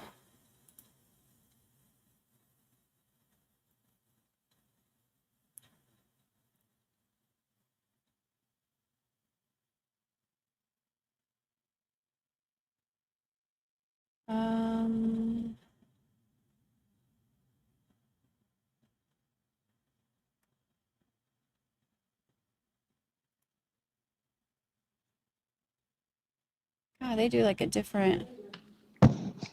Mr. Leinfelder's August 13th interview with Mr. Luco, which was the first interview. And then the transcript that I was referring to you was from a second interview that I believe was on the next day, August 14th. Again, I don't know where that plays in. I just wanted to make sure we establish the facts correctly. Yeah, and just so I understand, there were only 2 interviews, right? There was not a third interview. Correct. My understanding. Okay. One on August 13th, and then he came back the next day and confronted him with this ruse, apparently. I'll be right back. Hold on. Okay, so this is why I'm hesitating. I'm not sure how the ruse works if he hasn't signed a release of information. If he's never signed a release of information, how then, maybe I'm attributing that he would be too knowledgeable about the system of getting notes from a mental health person. But if the ruse is, I got the notes, and you didn't say anything about this, but the witness never signed a release of information the day before, why wouldn't he say, well, I never signed a release of information, how would you have the notes? I think you're ascribing perhaps a level of savviness and intelligence that perhaps Mr. Luco lacks. That's, I'm just saying that's what I'm hung up on. I agree that Mr. Luco wouldn't know the legal aspects of that, but necessarily. All right. So, all right, now that we've cleared up that there are no notes, there's no release of information. Well, those are two different things. There's no release of information, and there's no note. Those are two different things. And what I heard the state say to the court is there are no notes. And so if that's a truthful statement, then that's going to be part of my special instruction or a stipulation or whatever we need to do. If that's a truthful, factual statement, then from mental health has no records. That's what I hear when they say there are no notes. I don't know if they know that mental health has no records or not. That's what they told, Your Honor, is what I'm saying, is those are two different things. I think they said that they don't have them. They said they don't exist. But Well, okay. Do we know if they exist or don't exist? We don't, I'm assuming. No, I don't pull mental health privileged records for people in the jail. I don't know. Okay. I attempted to make contact. At the time of the report, he's not returned my phone call. When he does so, I will have a medical release form ready to be signed by Mr. Luco. Mr. Luco's here. He's been here before. He testified. So for the state to say, we don't do that, I'm like, okay, but you have the opportunity to do it. Luco is here. He was here. They've spoke with him before. They have the opportunity to ask him to sign a release. He's previously given them permission. I will sign that release. And so for them to now just blindly say, we can't get him, Your Honor, that's this is, not true. now we're starting to get into a kind of backdoor Schiffer Green type situation. This is inappropriate. Oh, Schiffer's been overruled anyway, so. Exactly. So getting back to where we're at, well, it sounds like it's more of a discovery question that should have been resolved a long time ago in the last 3 years. All right. I don't know what I'm going to do with this yet. okay, wait, I had to get the door. What instruction, we can talk about that. You'll have the weekend to sort of mull over how to put that together. Of course, share it. The more you communicate, the easier these processes go in court. So let's go ahead and anything other than this issue, is there anything else from the state we need to talk about? No. May I ask, who's the next witness? Is it? This should be a quite short witness. This will be Sergeant Michael Valencia. Okay. Anything further from defense other than the subject we just talked about? Nothing about witness Valencia. Okay. All right. We'll bring the jury in then. Bring the jury.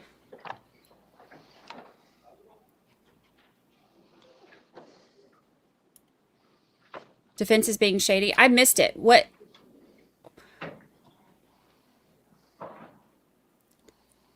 are they arguing about? I missed it because I had to get the door.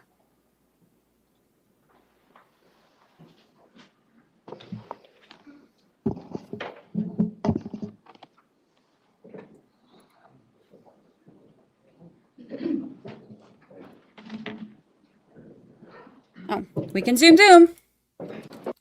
All right. Yeah.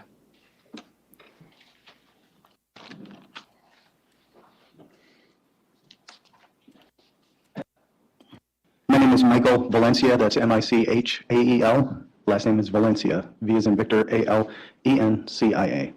How are you currently employed? I'm employed as a lieutenant with the Investigations Division of La Crosse County Sheriff's Department, and I'm also assigned as a task force officer with the U.S. Marshals Fugitive Task Force.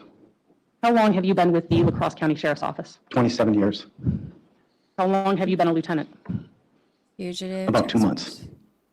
Before you were a lieutenant, what were you there? I was an investigative sergeant for about 3 years. Y'all want to go back? Okay, because I asked y'all what happened, and I think a lot of y'all seem to have missed it too. Let's go back, and then we can zoom forward. At least I was left. Because I missed it because I had to answer. About an hour and a half later, Okay, let's see. the follow-up had not occurred. And so as Investigator Leinfelder would interrogate a suspect, he pushed him by pretending or saying that he had done so. He had not. There's no medical release form, which would be the other issue sort of hanging in the wings of all of this, which would be without a medical release form. This would be privileged mental health records. Right. What I'm trying to if it existed. think at the time, at least I was left with the impression from the testimony that Mr. Luco signed a release of information. Is that true or not true? No. Okay. He agreed to sign one if one were presented to him, is my understanding. Okay. So maybe that's what he said. I can't remember exact the words he said during the actual testimony for that. Okay, so they're talking about that where he was saying that he talked to the mental health professional guy, and so he didn't sign a medical release form for them to be able to get the information from that medical health dude. Judge, and just so my understanding is clear, the report that they just referenced was a report summarizing Mr. Leinfelder's August 13th interview with Mr. Luco, which was the first interview. And then the transcript that I was referring to you was from a second interview that I believe was on the next day, August 14th. Again, I don't know where that plays in. I just wanted to make sure we establish the facts correctly. Yeah, and just so I understand, there were only 2 interviews, right? There was not a third interview. Correct. My understanding. Okay. One on August 13th, and then he came back the next day and confronted him with this ruse, apparently. With his ruse.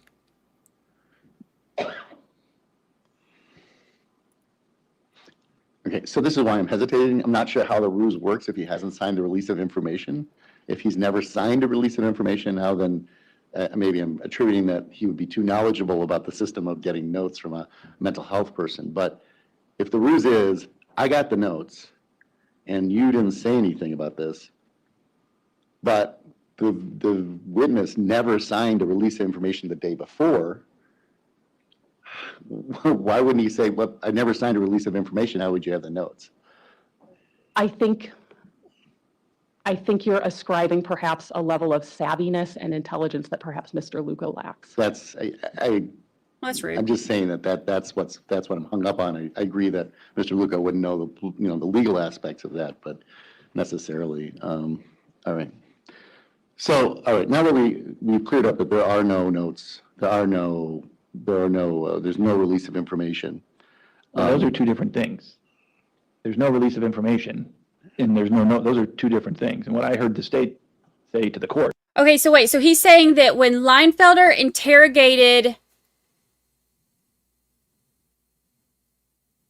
or interviewed, whatever, Luco, who we just heard from, that he told him that he did one interview on one day, and then the next day when he came back, he did the second interview, and he told Luco, like, as a ruse. It cut off the very beginning of it because that's what they do on this trial, and it drives me nuts. But it sounds like he's saying that he told him, like, as a ruse to try to get him to admit to something, maybe. I don't know. That he was telling him, I know what you said in your mental health interview, but he wouldn't have known that because Luco never signed a medical release form. So Leinfelder never would have had those notes. I think that's what they're saying. Am I unless somebody else is hearing something different. Is there are no notes. And so if that's a truthful statement, that that's going to be part of my special instruction or a stipulation or whatever we need to do. If that's a truthful, factual statement, then from mental health has no records. That's what I hear when they say there are no notes. I don't know if they know that mental health has no records or not. That's what they told, Your Honor, is what I'm saying, is those are two different things. I think they said that they don't have them. They said they don't exist. But Well, okay. Do we know if they exist or don't exist? We don't, I'm assuming. No, I don't hold mental health privileged records for people in the jail. I don't know. Okay. but here- I attempted to make contact. At the time of the report, he's not returned my phone call. When he does so, I will have a medical release form ready to be signed by Mr. Luco. Mr. Luco's here. He's been here before. He testified. So for the state to say, we don't do that, I'm like, okay, but you have the opportunity to do it. Luco is here. He was here. They've spoke with him before. They have the opportunity to ask him to sign a release. He's previously given them permission. I will sign that release. And so for them to now just blindly say, we can't get him, Your Honor, that's this is, not true. now we're starting to get into a kind of backdoor Schiffer Green type situation. This is inappropriate. Well, Schiffer's been overruled anyway, so. Exactly. So getting back to where we're at, well, it sounds like it's more of a discovery question that should have been resolved a long time ago in the last 3 years. All right. I don't know what I'm going to do with this yet. Let me contemplate. If there's a special instruction, we can talk about that. You'll have the weekend to sort of mull over how to put that together. Of course, share it. The more you communicate, the easier these processes go in the court. So let's go ahead and anything other than this issue, is there anything else from the state we need to talk about? No. May I ask, who's the next witness? Is it? This should be a quite short witness. This will be Sergeant Michael Valencia. Okay. Anything further from defense other than the subject we just talked about? Nothing about Okay. witness. So, yeah, it sounds like he's wanting them to have, defense is asking about the medical notes, which are privileged, and he never signed a release form. So that when he was talking to him about people being able to corroborate his story about him saying this to other people, whatever, I guess that's where we're going with that. All right. So let's bring the jury and bring the witness. Are you currently employed? I'm employed as a Oops. ENCIC. Please Not state and spell your name for the doing record. my Zoom good. My name is Michael Valencia. That's Michael. Last name is Valencia. V as in Victor, ALENCIA. How are you currently employed? I'm employed as a lieutenant with the Investigations Division of La Crosse County Sheriff's Department, and I'm also assigned as a task force officer with the U.S. Marshals Fugitive Task Force. How long have you been with the La Crosse County Sheriff's Office? 27 years. How long have you been a lieutenant? About 2 months. Before you were a lieutenant, what were you there? I was an investigative sergeant for about 3 years. You said you also work with the U.S. Marshals. Yes. What was your role there? My role is a task force officer, and I work with them when we have people that we want to locate and arrest for various felony offenses. Did you take part in a team that apprehended Nya Thao? Yes. Do you recall what day and about what time that was? It was July 29th of 2021 at about 2 o'clock in the morning. Where did this occur? It occurred in the city of Wausau, Wisconsin at 709 Brown Street. When you were a part of this, did you have the opportunity to personally observe this person? Yes. Can you walk me through what you did at that location in Wausau? I was assigned as the initial contact officer to make contact at that residence. I approached the residence and announced that the U.S. Marshals were there at the residence and I needed people to come to the front door. Was the door opened?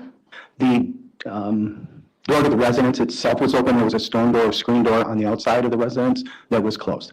But the screen was, the stone window was up and it was full screen.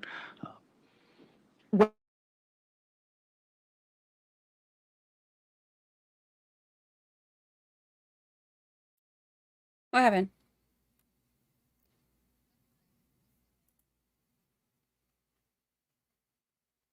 Did y'all lose? Did y'all lose audio? I lost audio.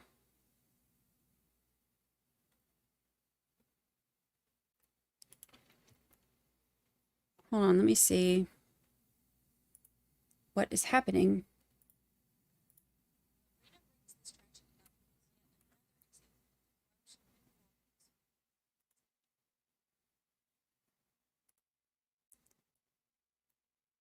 Audio.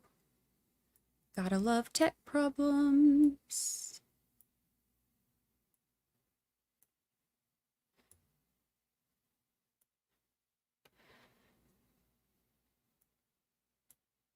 Okay. This is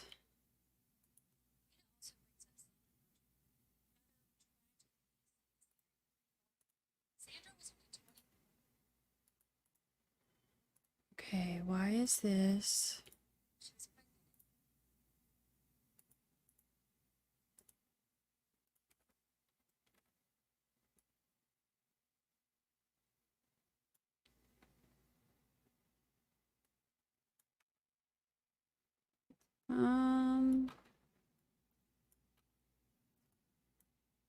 See if we restart that.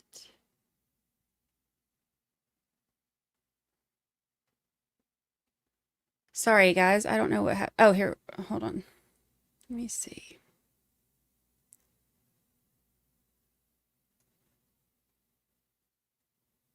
Yeah, 24.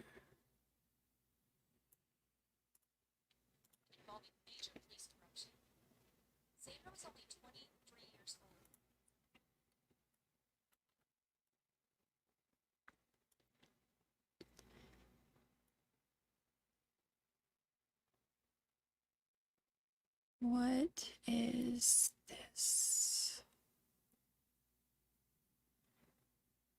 Okay, this is showing it's... Oh, wait, here we go. I think I figured it out. I think I figured it out.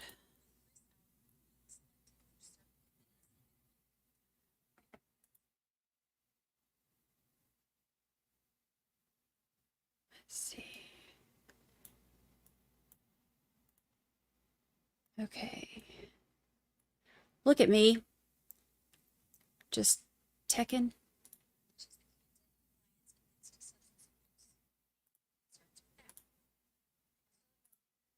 Shit.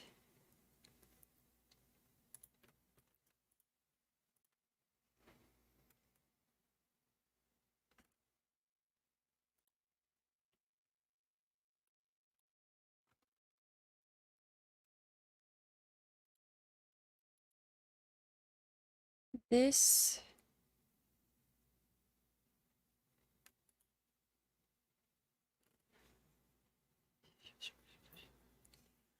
Oh, wait.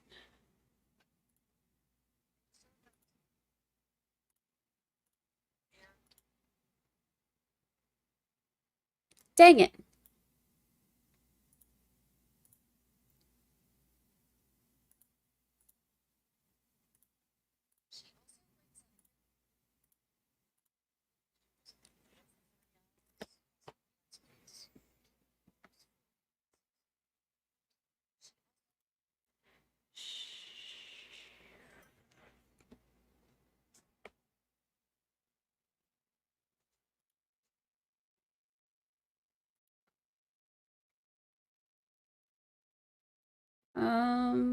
This is showing...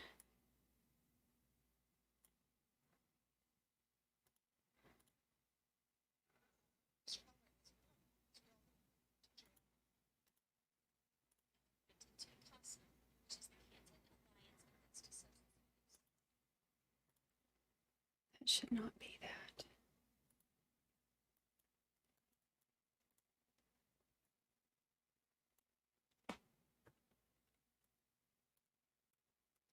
I love technology.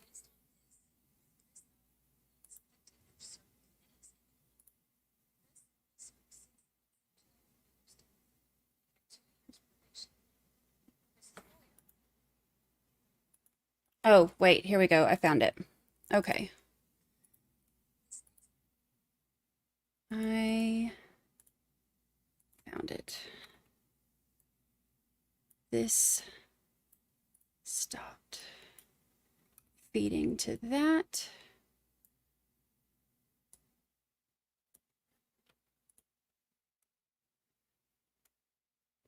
Okay.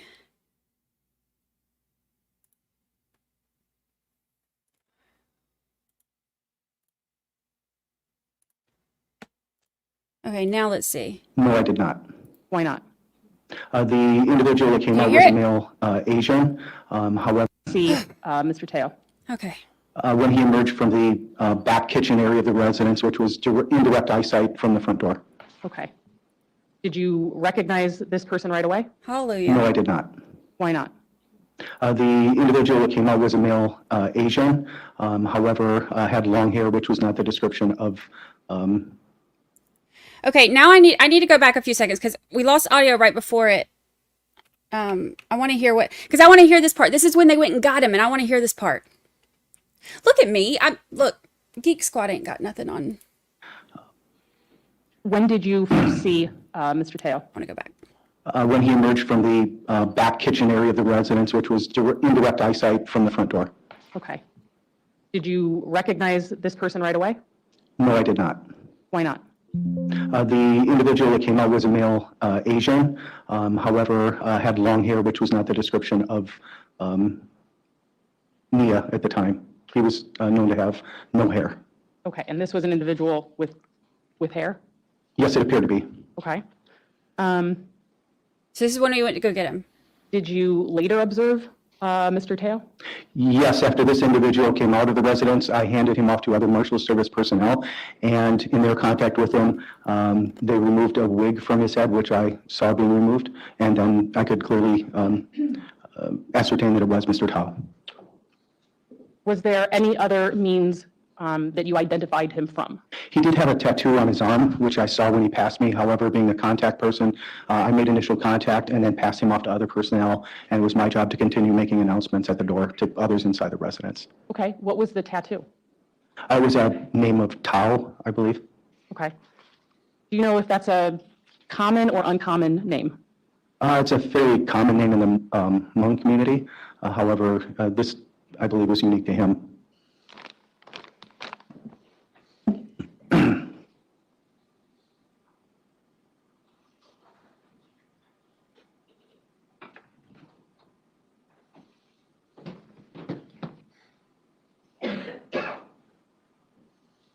Okay, zoom. She takes too long in between questions. From Mr. Thao at the scene and then placed into our evidence.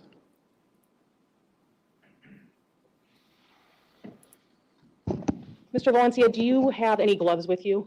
I do. Look at that. Do you need Look at any that. scissors or anything to open that package? up? Yes, if there were a pair of scissors, that would be helpful. Okay. So first, before we get into that, I'll move for the admission of Exhibit 88, Nicolosi. Be received? and I would request permission to publish. Agreed. No, go ahead.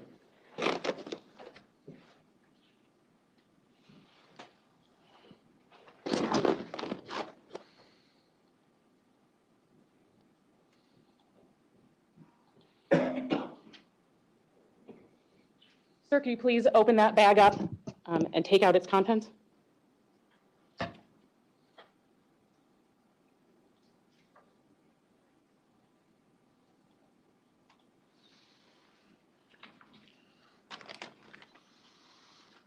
Oh my gosh, come on.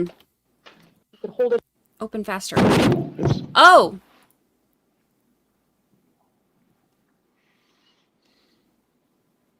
You got him a wig? Is that a wig? Mr. Valencia, do you see the individual, Mr. Thao, who is wearing that wig present in the courtroom today? Yes, I do. Can you let us know where he's seated and what He was not wearing a wig when this fugitive unit went to go pick him up. It ain't even a good wig. he's wearing? He's seated at the defendant's table wearing a blue Bless long-sleeve it. shirt and Bless pair of it. glasses. I'd ask that the record reflect in-court identification of the defendant. Your record reflect that identification. Thank you. That's like, what's that, Fred Durst? No, not Fred Durst. No, not Fred Durst. Robert Durst. When he was wearing the wigs anyway, okay. It's not Fred Durst. Mr. Valencia, when you were in the part of apprehending Mr. Thao, did you also collect any of his personal items at the house in Wausau? Yes, I did. What was that item? There was a backpack, numerous items. One specific item of interest was a notepad that had some writing in it.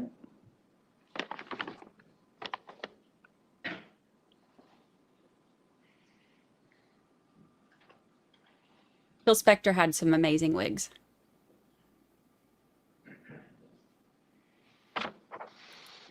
Wild wigs. Like Moira on Schitt's Creek.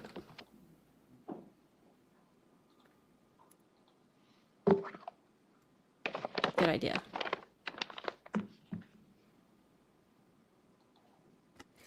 Oh my gosh. No, not at all. I'm going to hand a bunch of things to you. I'm not at the microphone. Can you tell us? It's identified as having kind of a tie-dyed color on the front. Okay, that's the one that you just testified to us about? Yes. I move for the admission of 89. Agreed. Received? Okay, now after that, get thinking about not having a microphone. Did you have the opportunity to take photographs of individual pages of the notebook? Yes, I did. Okay.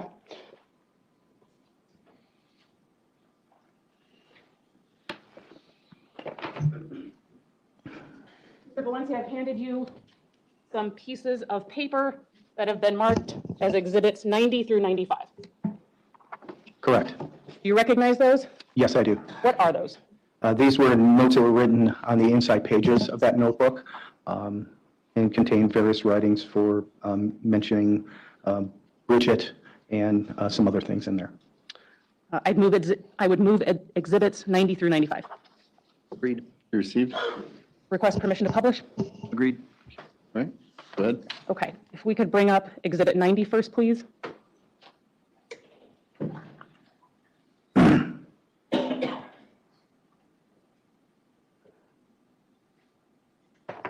Okay, this is a page of that notebook. Yes, it is. I'm going to ask you, sir, there's writing all throughout the page. Do you see sort of in the middle where it says notes on? Yes. If you could start reading from there and go down to the bottom, please read that to us. It reads, notes on Bridget's motive, that is underlined, and then it says, dislikes me, nosy, in her way, of what I do that led her to target. Okay, now if we could advance to exhibit Oh. 91. Continue reading? Yes, please. Okay. Things/actions, her is double underlined, don't indulge in her, silent treatment, never gets what she wants, I stand in her way of getting plugged, quote, why me, exclamation points, end quote, and that's also double underlined.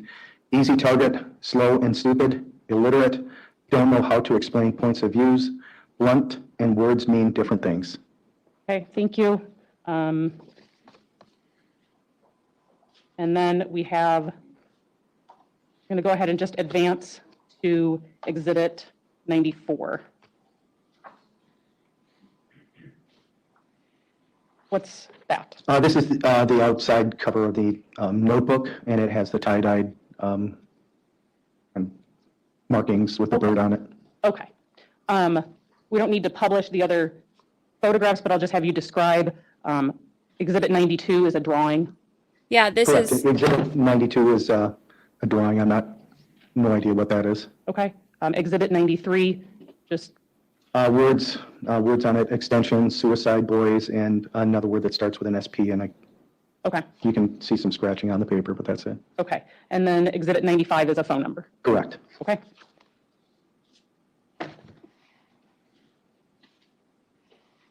Mr. Thao, at the house in Wausau, was arrested without incident, Yes.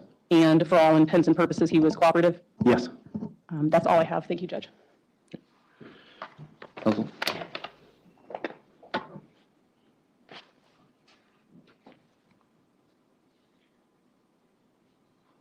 So that was his. Morning. Hold on. Let's go back for a second. I want to start with the notebook that Oh, well. you have there Let in me front see of what you. he says about it first. Something that was Nya's notebook? It was located with Nia's belongings, yes. It was in, This is, okay, so that's Kush slash Nya slash Thao slash defendant. That's his. So it's like he's writing this stuff to, it sounds like he's trying to come up with his story as to why Bridget would lie. it was in a backpack in the place where he was, correct? Correct. And certainly you've read the content within that notebook, right? You just read to us what was up there, right? Correct. And you're an officer of the law, correct? Correct. It seems to be connected to something that Nya wrote down, correct? In context, agreed? Agreed. Okay. And let's talk about some of the things that he wrote down, okay? Okay. One of the things he wrote down is, on that first page, you said he was essentially talking about Bridget, is that right? Correct. And you took, through your deduction as an investigator, that that's in reference to Bridget Schlicht, correct? Yes. And in reference to Bridget Schlicht, what he says is, I stand in her way of getting plugged, right? On Exhibit 91? Yes. And you know, as somebody who's been involved in law enforcement, that the term getting plugged is, on the street, another term for getting shot, correct? Yes. And or maybe even killed, correct? Correct. So a street interpretation of that is that Nya is saying he stood in the way and stopped her from getting shot. That could be one explanation, yes. Those are the words that are written in, Mhm. right? And then just under that, Nya essentially asks this rhetorical question, perhaps, why me, right? Yes. And then underneath that, the writings, there's some suggestions of why me, right? That could be yes. You took the why me to be like, essentially, he's asking in this notebook, maybe to himself, why am I being accused of this, right? That could be. Certainly, right? And underneath that, he lists some reasons why they might be accusing him, correct? I don't know what his motivation is for writing it. Sure. You don't know. No. But we know that he wrote these things down, correct? Correct. All right. You've certainly heard of the term patsy before, correct? Yes. What's a patsy? Your Honor, I'm going to object. What's the relevance of this? And also, what's his basis of knowledge? Well, we can get into his basis of knowledge. Well, I'm going to sustain, just talk about go ahead. I'm going to sustain the objection. The words that he wrote under why me is the term easy target. Is that right? Correct. Similar to the term patsy, correct? I don't know that. I don't know that would say that. Okay.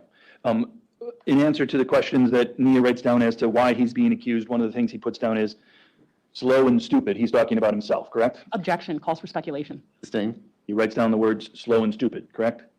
He does. He writes down the words slow and stupid after he asks the question, why me, correct? I don't see that actually as a question. It's a statement. It's got an exclamation point behind it, not a question mark. Can you think of any sentence in the English language that starts with the word why that does not end in a question? Objection, relevance, argument. Sustain. You agree that somebody who's slow and stupid may not use appropriate punctuation? I don't know that. Okay. What you know is the in quotes are the two words next to each other, why me, correct? With the exclamation point behind, two exclamation points behind I get me. And that's your whole theory, is because there's an exclamation point, that's clearly not a question. That's what your theory is, sir? Objection, theory, argument, relevance. Sustain. After the words why me, underneath that are written the words slow and stupid, right? Objection asked and answered. Sustain. Well, he didn't answer it because it was sustained when I previously answered it. No, he answered that the words slow and stupid were on the sheet when you asked. Go ahead. Can we just, maybe, can I pass around exhibit number 91? I think 91 was, yeah, I mean, pass around. It was published before. We can put it back up as published. I just don't have the capability to do that. So my old school is if the state wants to publish it, I have no problem. Otherwise, I give it to a bailiff, whichever your honor prefers. If you want to go ahead and publish it, I think they're willing to do that. Go ahead. Great.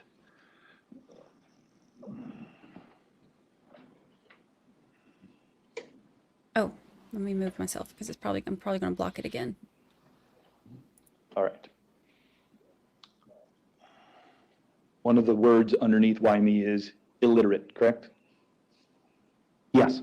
And then the next sentence is, don't know how to explain points, ampersand, views, correct? Yes, And it says blunt and words mean different things, correct? correct. What I hear you say is essentially, you're not here to interpret what those words mean, correct? Can you repeat that? What I understand you to be telling us is you're not here to interpret what those words mean, correct? The words on exhibit number 91, the meaning of those words, you're not here to interpret or tell us or explain anything. You're just saying these words were on this paper, right? These words, at the time that this evidence was located, it was relevant to this investigation and what had taken place. Yeah. And my question to you, sir, is you're not here to interpret the meaning of those words, correct? I think that would be correct. I'm not assigning necessarily any interpretation to them. They did have relevance with respect to this investigation. You would agree, even though you can't tell the exact meaning, that there's many different ways to interpret those words on that piece of paper, right?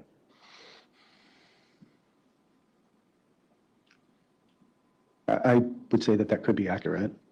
That is accurate, not could be accurate. Yes, right. Yes, it's accurate. That's an accurate statement. Want to ask you some more questions about Nya Thao. That's how you pronounce his name, right? I think that's a common pronunciation, yes. You're familiar with that, working with the Hmong community, correct? Yes. All right. You testified today about the wig that we saw, right? Yes. And you and I chatted before about a year ago, is that right? Objection. Relevance, why are we talking about chatting a year ago? Want me to approach and explain it, or? It's impeachment? Overruled, go ahead. I asked you questions about a wig before, correct? Yes. And when I asked you questions about the wig before, at that time, you didn't have a wig or the pictures when you testified, correct? Objection, relevance. Going to be relevant. Can I come up and? Overruled, go ahead. Agreed? Agreed. I also asked you some questions about your knowledge about how long Nya may have been in that home in Wausau, correct? Correct. You're a lieutenant in the La Crosse County Sheriff's Department, correct? Correct. You have access to this case file, correct? Correct. I would imagine you reviewed some parts of the case file in preparation for your testimony, correct? Correct. In fact, part of that review was probably looking at all the exhibits that you had entered into, correct? Yes. Part of that review was probably reading a copy of the transcripts of the questions I asked you before, right? Yes. And what you know as you sit here now is when you were here before, I had asked you questions about, you're aware that there's a video recording of Mr. Thao speaking with the police in that same house from 12 hours before. I asked you that question, correct? Yes. I'm going to object as to relevance. This is, where we're going is going to be outside of his knowledge. Going to cross-examine him on his lack of knowledge of certain things. Okay, overruled, go ahead. Now, I asked you those questions a year ago. You said you didn't know about that videotape, correct? That is correct. Since that time, almost 400 days have passed, correct? Yes. And during those 400 days, you've worked in the La Crosse County Sheriff's Department, right? Yes. You've had access to this file, correct? Yes. You had every opportunity to go back and look at that video that I told you I wanna about see that 400 too. days ago, right? Yes. In those 400 days, did you go and look at that video that I told you about? Yes. There's a video that shows 12 hours before, Nya Thao was in that same house, correct? Your Honor, I'm going to object. This is a backdoor way of getting evidence in through a witness that doesn't actually have any knowledge, any basis of knowledge. Anybody can go and watch a video at any time they want. That doesn't mean that this witness can testify about it. Let's approach. It was just getting good. I want to see that video. What's on the video? FOIA request. Okay. You watched that video. Yes. What you learned from watching that video is about 12 hours before, another law enforcement officer had come to that same residence and Nya Thao had contact with that law enforcement officer, correct? That would be, I don't think that person had contact with Nya Thao as you say that he had contact with Nya Thao, or that person had contact. Let's break this down, sir. You watched the video, right? Yes. The video was from a law enforcement officer, correct? Correct. And the video was from a law enforcement officer at the same house that you were at 12 hours later, correct? That is correct. That law enforcement officer knocked on the door, correct? Correct. That law enforcement officer had contact with another human being, right? That is correct. And that human being that law enforcement officer had contact with is Nya Thao, correct? The individual or the officer made contact with an individual who was Nya Thao, but was not identified as Nya Thao at the time. And I understand that you want to add things. My question, sir, is, again, me, person that the law enforcement officer had contact with, Nya Thao, right? That was him. He was there 12 hours before. Correct. He was wearing this, what appeared to be the same wig. Great. Yeah, but he did not identify himself at that time. He did not identify himself as Nya Thao. The officer would have no idea who he was. Oh. Those weren't my questions, were they, sir? But that's the answers you gave you. Move on, please. The officer did not ask Nya Thao who he was, correct? Correct. The officer was asking for someone else. Correct. And Nya Thao did not claim to be that someone else, correct? Correct. Great. I believe that the person is a female, not a male, so He did not claim to be anybody that he wasn't. You agree with that? the only word that he said was no, that I heard. The only question that he was asked, he answered truthfully, correct? Correct. Then 12 hours later, you came to that same door, right? Correct. You knocked on that door, right? Correct. And Mr. Thao came to the door, correct? After a short period of time, after knocking, yes, he did. It was 2 a.m. in the morning, correct? Correct. In a short period of time, we're talking about less than a minute, right? Correct. That would be accurate. Yeah. And after knocking on the door at 2 a.m. and him showing up a short period of time later, he interacted with you, correct? Correct. Cooperated, correct? Yes. Answered questions, correct? He didn't answer any questions. I didn't ask him any questions, so. He cooperated, did what you asked, even though you didn't verbally. He did what others asked, yes. You saw other people ask him questions. Yes. You saw other people give him commands, Yes. and he responded appropriately, correct? Yes. And when you made observations of him, he was wearing a tank top, is that right? Correct. And you were able to clearly see on his left arm a tattoo, correct? Yes, that's correct. And the tattoo on his left arm said Thao, correct? Yes. Thao, correct? Correct. That was tattooed onto his skin on his left arm, correct? Yes. The man you were looking for is named Thao, correct?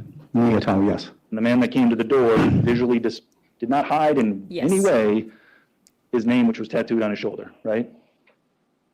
I don't know about hiding. He came from the back of the residence. He was observed. I'm asking about him in any way concealing this tattoo. You would agree with me that there was nothing that that person did to conceal or hide their name, which was tattooed on their left shoulder. Agreed? Correct. Yes. Great. You would agree that if someone were trying to hide from the defense or from the police or deceive the police, that you'd have to be pretty. Your Honor, I'm going to object as to argument. I know where this is going, and I'm going to object. Can I finish the, well, okay. Can I ask the question, sir? Go ahead. You would agree if somebody was trying to hide their identity, they'd have to be pretty slow and stupid to walk to the front door and have their name displayed on their arm without trying to conceal it, correct? That's argumentative. I agree. Sustained. It has to be pretty slow and stupid. Yeah, that's kind of argumentative. Redirect? Mr. Valencia, how many Taos live in Wisconsin? I have no idea. Many. Thank you. This video. Let's Google it. That you watched it in the last, I think counsel said 400 days. Correct. You hadn't watched it before those 400 days. No, You weren't a part of that, were you? I was not. Okay. You watch it because you were curious? I watched it because it was, honestly, it was something that the defense had brought up 2021. prior that I was not aware of. And becoming more, my job at that time was as a task force officer with the U.S. Marshal Service to find and locate Nya Thao, to take him into custody, but then secondarily, after the fact, to gather any evidence that we could. And I was not, at that point, I was not investigating anything. So knowledge of that video was not in my purview. Okay. You watched that video since, you testified about watching a video that you weren't a part of. That officer who knocked on that door, did that officer identify him or herself as a member of the Marshal's task force? On the video that I watched? Correct. They did not. Was that officer looking for Nya Thao? No, they were looking for a female by the name of Renee, I believe. Okay. You were looking for Nya Thao. Correct. But on that video, this individual did not identify himself, I think you testified? He did not. And that individual was wearing a wig? Correct. And a baseball hat. And, okay. In your work with the La Crosse County Sheriff's Office as, well, what are all of the, you know what, that's really broad. In your time at the La Crosse County Sheriff's Office, have you ever been a part of drug investigations? Yes. Are you aware of meth as a drug? Meth? Yes. Yes. Are you aware of language used to talk about meth and meth use? Yes. In terms of language used to talk about meth and meth use, what's a plug? A plug is somebody who would provide drugs or narcotics to another person. Okay.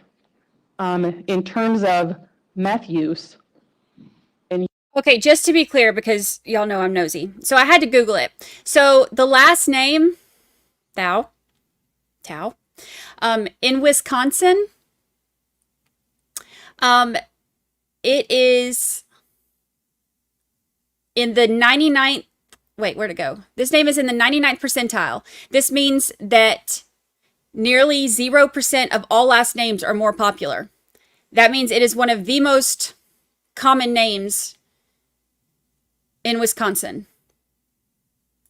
your job at the La Crosse County Sheriff's Office, what Learning does time with getting Brandi. plugged mean? Oh, that means like you'd get your drugs refilled, so to speak, when it comes to that. Thank you, sir. Nothing further. Any recross? Just want to make sure I understand.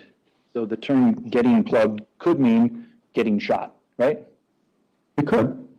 And the term getting plugged could mean getting high, correct? Getting high in and of itself, I don't believe so. I think it could mean getting the drugs refilled, yes. So it could mean getting shot, or it could mean getting my drug refilled. Agreed? Yeah. Those are both, based on those words, you would agree that that's a reasonable interpretation of those words, correct? Correct. Could be either one, correct? Correct. You can't rule out which one it means, correct? When it, You can't rule out I which would say, one it I means. would say I could not rule that out. Great, thank you. Any other redirect? No, thank you, Judge. All right, Nate, step down. Okay. Before you take your gloves off, put the wig back in the. He said put the wig back. Valencia is taking care of that. I think we might want to excuse the jury for a couple of minutes. Our next witness requires some Yep, logistics. okay. Logistics. Is it going to be, oh, buddy, are we at what's his face? Ooh.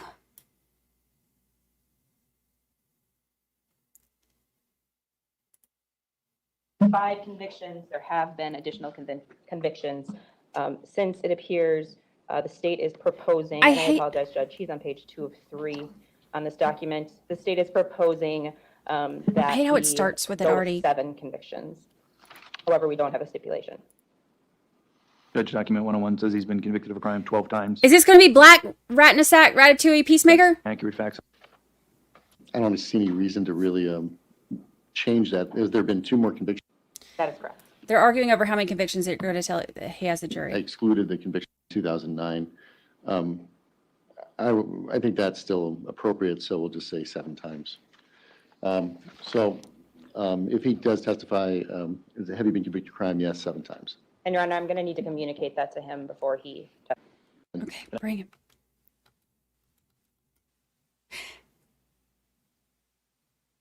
Oh. That's not him, is it?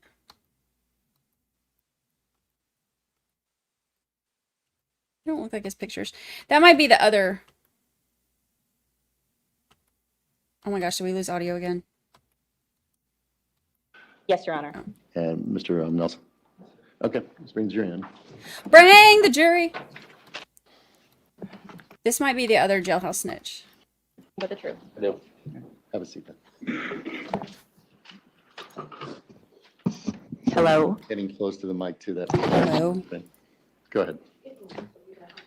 Okay. Yeah, you can pull it back if you want to. Go ahead. Mr. Vang, can you see me okay? Yes. Oh, Can you Vang. please state Okay. Hold on. and spell your name for the record?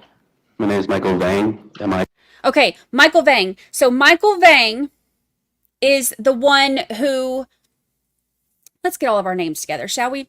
Michael Vang is the one who, in the police complaint, they listed him as MV. He's the one who was talking to, he also goes by Bam Bam or Bam. So MV, Bam, Bam Bam, Michael Vang. All of these people, all of these people are one. All of these people are him. So that's who he is. He's the one who, when he talked to, I think it was when he talked to Black, he offered to pay, whichever one he talked to, he offered to pay the $600 debt for Nemo because they thought that Nemo had stolen the money. And that's when Black said, we don't want the money, we want his life or whatever. So that's who this is. Michael Vang / MV / Bam / Bam Bam. Got it? ICHAELVANG. And Mr. Vang, do you go by a nickname? Bam. Can you spell that for me? Bam. And Mr. Vang, have you ever been convicted of a crime? Yes. How many times? Lots of them. Mr. Vang, I see, sir, that you are wearing a orange jail uniform today. Is that correct? Correct. Are you currently incarcerated? I couldn't help but notice that you're wearing orange today. Is that correct? Really? Yes. And in what facility? Lino Lake, Minnesota. He said 7. That's the number that they agreed to tell the jury. Did you know Nemo Yang? How long had you known Nemo? Since he was a kid. And how old are you, Mr. Vang? 39, 40. Getting hard to keep track? Yeah. I feel Do you, you bud. also know Peng Lor? No. Have you ever met Peng Lor? Yes. Would that have been around the time of July 2021? Correct. What about Trevor Maloney?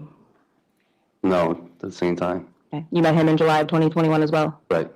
What about Bridget Schlitt? No, same time. You met her at the same time? Right. Do you know Nya Thao?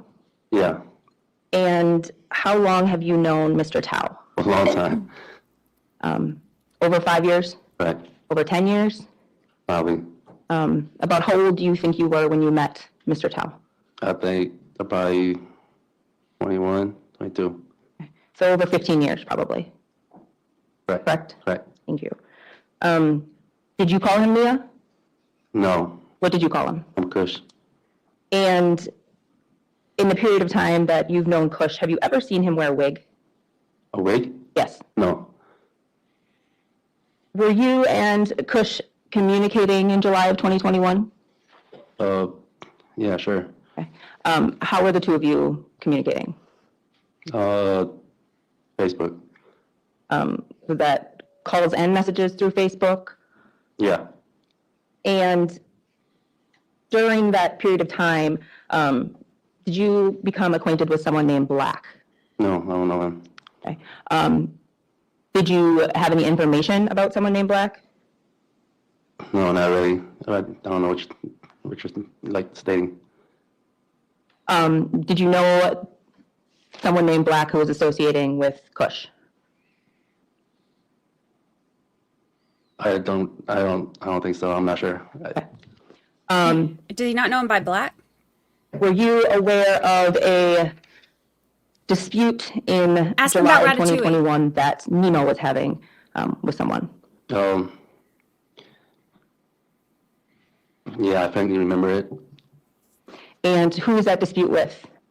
It was over some money. That was really it. It's been a long time. I told you that the other day. Did that dispute involve Kush? Yeah. Did it involve Black? I don't know.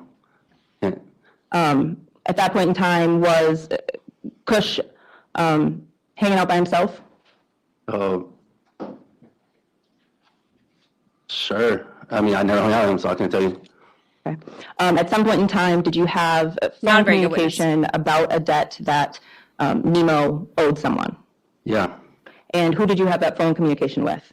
I had, as I said, I had it through Facebook. I I'm not even gonna pinpoint who I was talking to.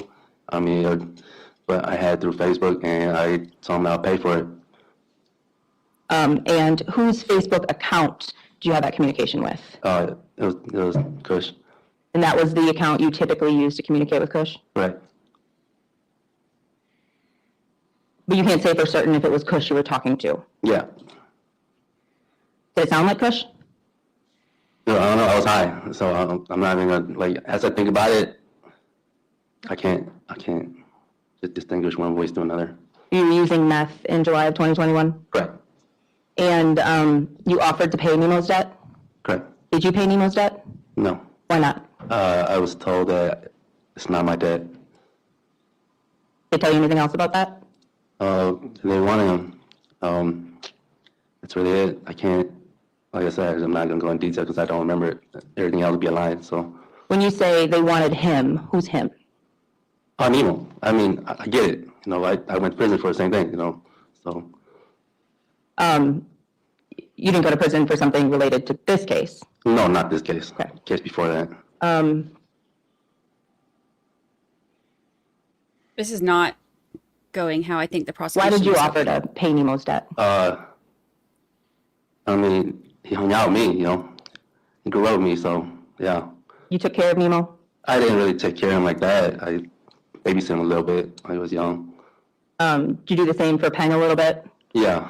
Tried to get him a ride to Appleton so he could see his PO? Yeah, I was gonna buy him a car that morning so he could get out there. Are you How's Bam got all aware this around money? the time of July 22nd, 2021, where Kush was living?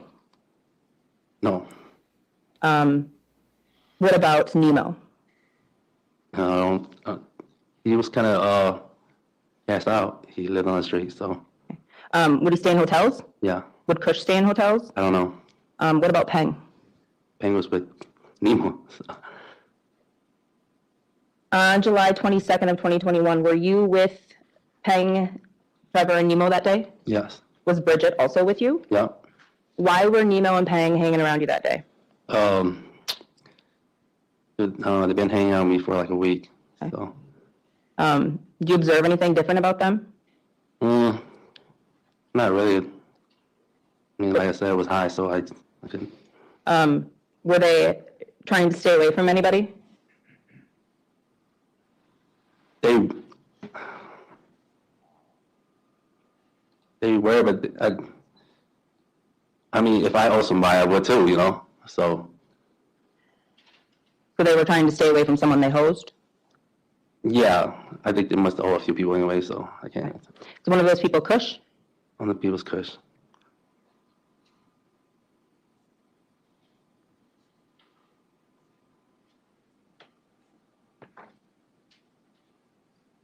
At some point, Mr. Vang, did you discuss your contact with Nya Thao in July of 2021 with investigator Fritz Leinfelder? Yes. Okay. And did you provide Mr. Leinfelder with some communication between you and Mr. Thao? Right.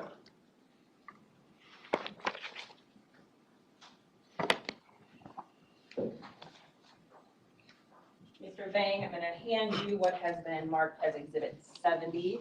Can you just take a minute and look through that for me, please?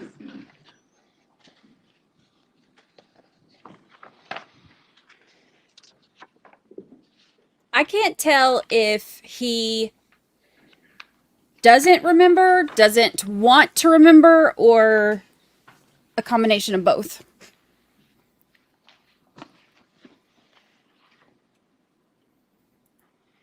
Oh my gosh, I hate it when they look through it.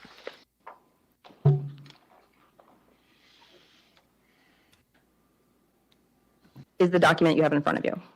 It's a text message between me and yeah. And are these messages Receipts. and communication records that span late in the night of July 22nd into the early morning hours of July 23rd? Right. And Your Honor, I believe we have no objection to the admission and publication of Exhibit 70. Correct. Once they lay the proper foundation. Okay. I'm not trying to, Oh, that's okay. Are the records you just reviewed true and accurate as to the communication that you and Mr. Thao had during this, or the communication you had with Mr. Tao's Facebook account during this period of time? Yeah, if it came out on our Facebook, like Rick said, I don't recall that night much, so. And you did provide these records, or communication records, to Mr. Leinfelder back in July of 2021, is that correct? Correct. Your Honor, I would move then for the admission and publication of Exhibit 70. Agreed. Be it received. Mr. Vang, before we go through the messages, do you remember where Nemo and Peng were in the late evening hours of July 22nd?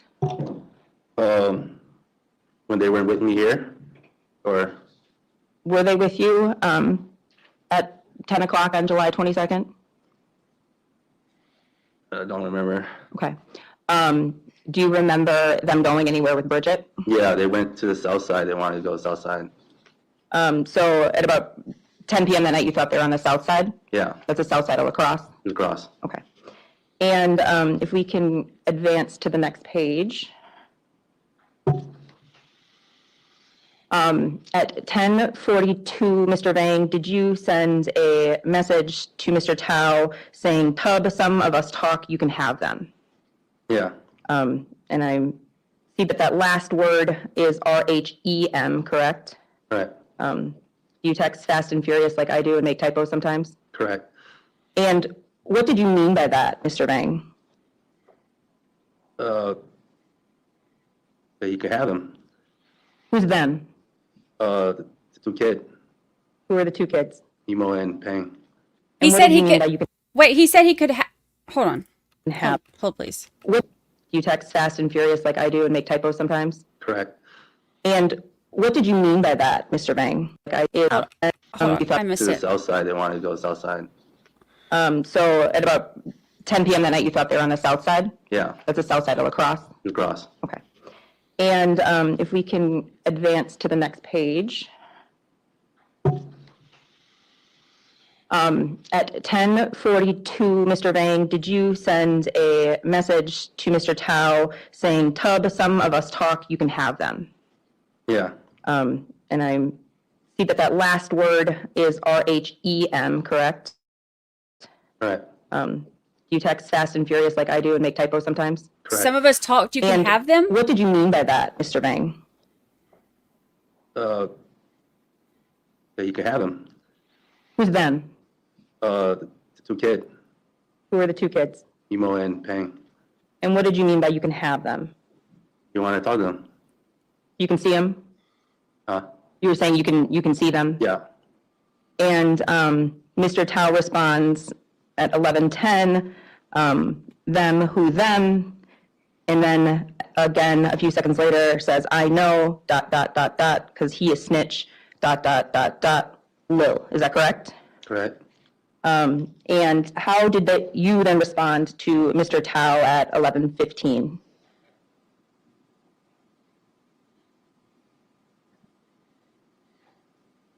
How did you respond to him? Him and his guy. And did he ask you who his guy? Yep. And what did you say? A little guy with him. And then he asked you where, correct? Yep. And your response was, "Dude, when you call about that, they made them leave, bro," correct? Right. What did you mean by that?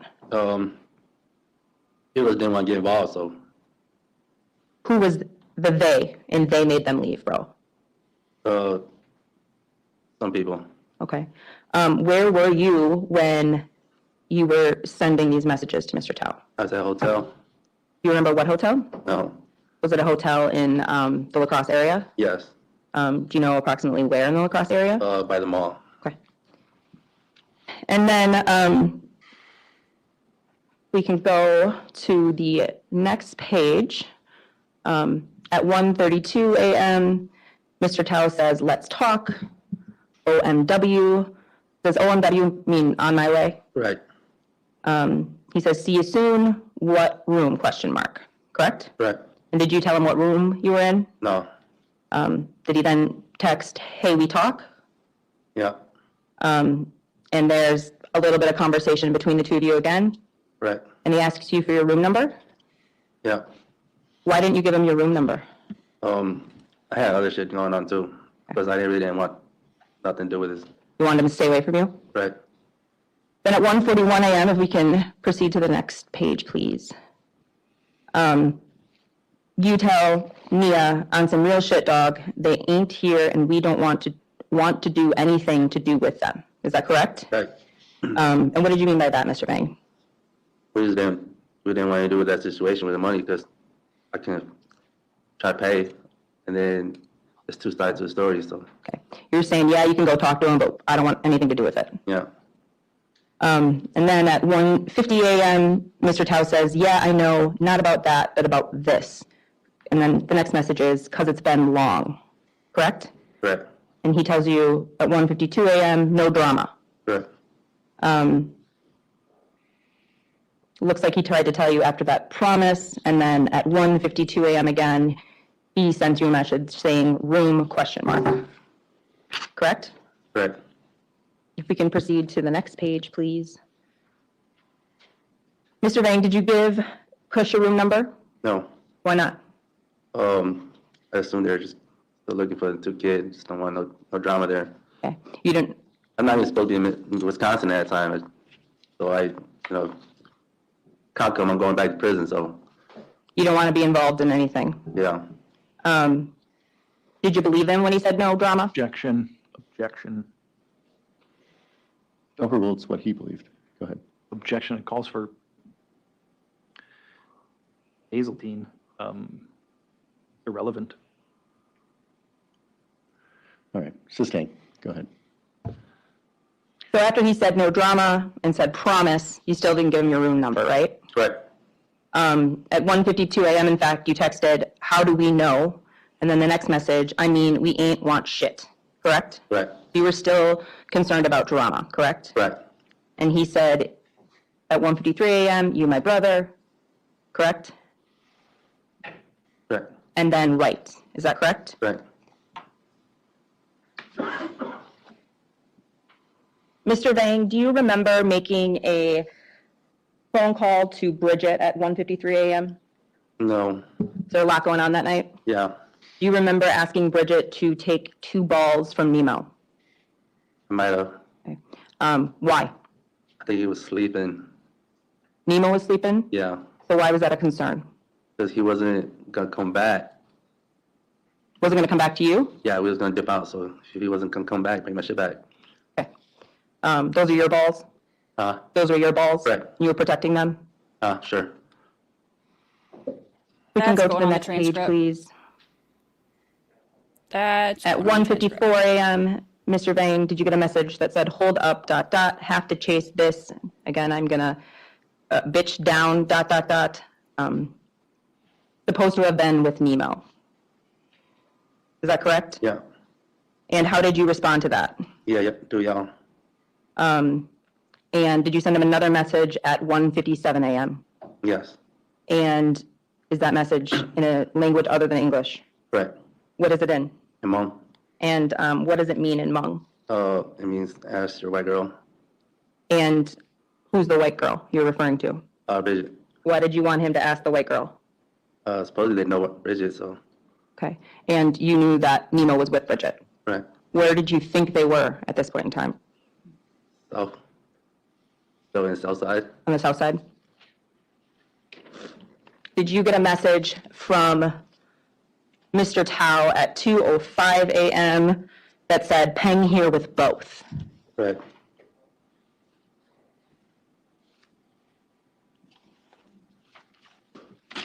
Mr. Vang, did you get a call from Nya Thao at 2:08 a.m.? 208. Oh, I apologize. Did you call Mr. Thao at 2:08 a.m.? Correct. Do you remember what you spoke to him about? No. So he told them that they were with Bridget. Mr. Vang, do you remember a phone call with Bridget at 2:41 a.m.? No. I remember the call. I can't distinctly remember what we talked about. So. Okay. Where were you at 2:41 a.m.? I don't know. Okay. Where were you living at the time?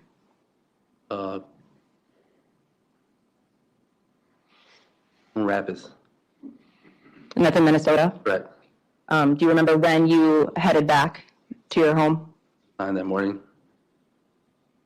When you say morning, do you mean before 8 a.m. or after 8 a.m.? Before.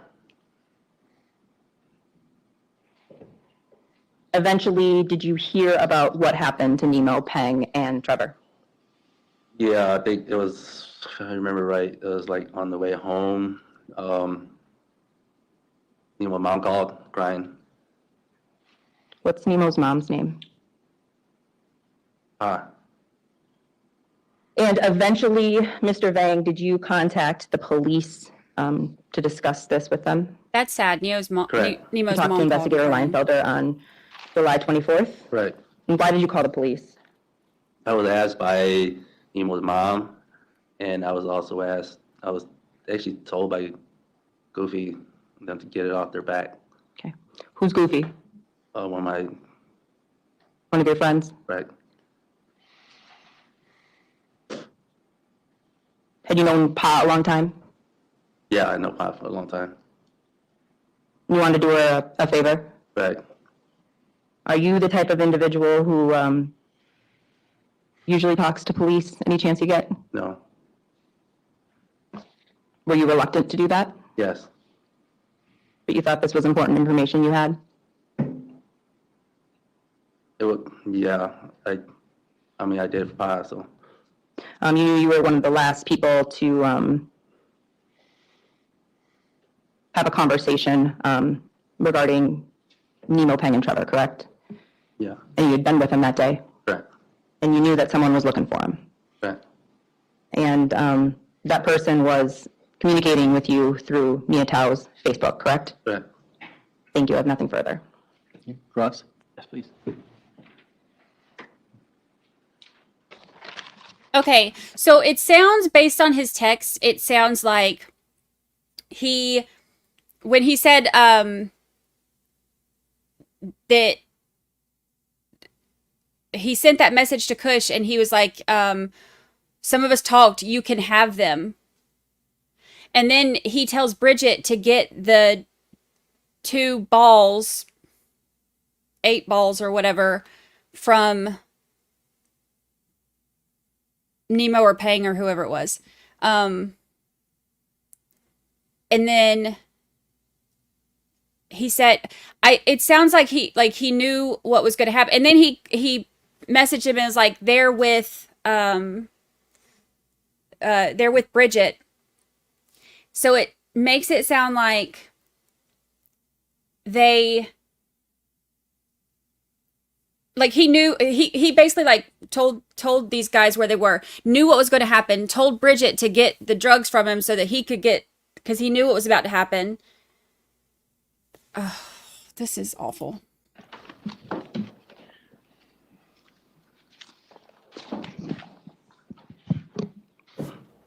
So, 2021, okay? Right, That was a long time ago, right? right, Hard for you to remember things as you sit here today, right? right, I would imagine a lot of things have happened in your life, it looks like, since July of 2021. Fair to say?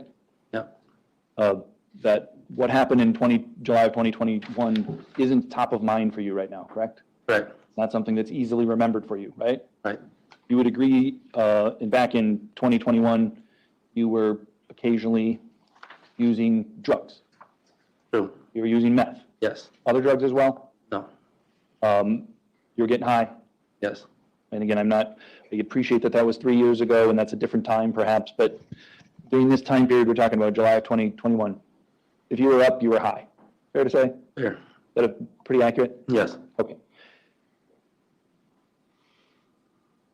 After you learned about what happened at the quarry, you eventually contacted the police, right? yes, And as you said, you did that as a favor to Nemo's mom, Pa, right? yes, You know her, correct? yes, She's involved in the world that you're involved in, correct? yes, And it was important for you, she's a powerful person in that world. no, Okay. But it was important for you to do her a favor, correct? yes, And you considered going to the police a favor for her, right? yes, Wait, his mom is And then involved you in reached it? out and you eventually spoke with a police officer by the name of Fritz Leinfelder, correct? Yes, You recognize this man here to my left as Fritz Leinfelder? yes, You spoke with him? yes, And it was, did you get, it was all recorded, do you know that? yes, Okay, if you had a chance to listen to those recordings or read the transcripts ever? no, Okay. You would agree that your memory of July of 2021 was probably better at the end of July of 2021 than it is now over 3 years later, right? yes, And you would agree that the accuracy of any facts that you have to report would be, it's more accurate what you told the police back in 2021 than anything you've said today, right? yes, You'd agree with that, right? yes, It sounds like maybe through some of the things that you said, you're like, but maybe hedging, or you're not sure of some of the testimony that you've given, right? yes, Kind of foggy, right? yes, And the better idea would be what you said in those recordings, correct? yes, All right. So I want to ask you about what you told the police about this debt, okay? yeah, And I'm talking about a debt that Nemo owed somebody, right? okay, You would agree that what you told the police in 2021 was that you had knowledge that your friend Nemo owed a person named Black, or what I think you called Blackie, money, right? yeah, yes, That's what you told the police in 2021, correct? You never mentioned anything to the police in 2021 that the debt that Nemo had was with Nya Thao. Agreed? agreed, All right. And so just so we make sure, your testimony is the debt was between Nemo Yang and Black, who you've now learned is Cam Rattanasack, right? yeah, I still don't know, Okay, but the debt was between Nemo and Black, correct? yeah, yes, All right. You once spoke with this person claiming to be Black, correct? I think so, Yeah.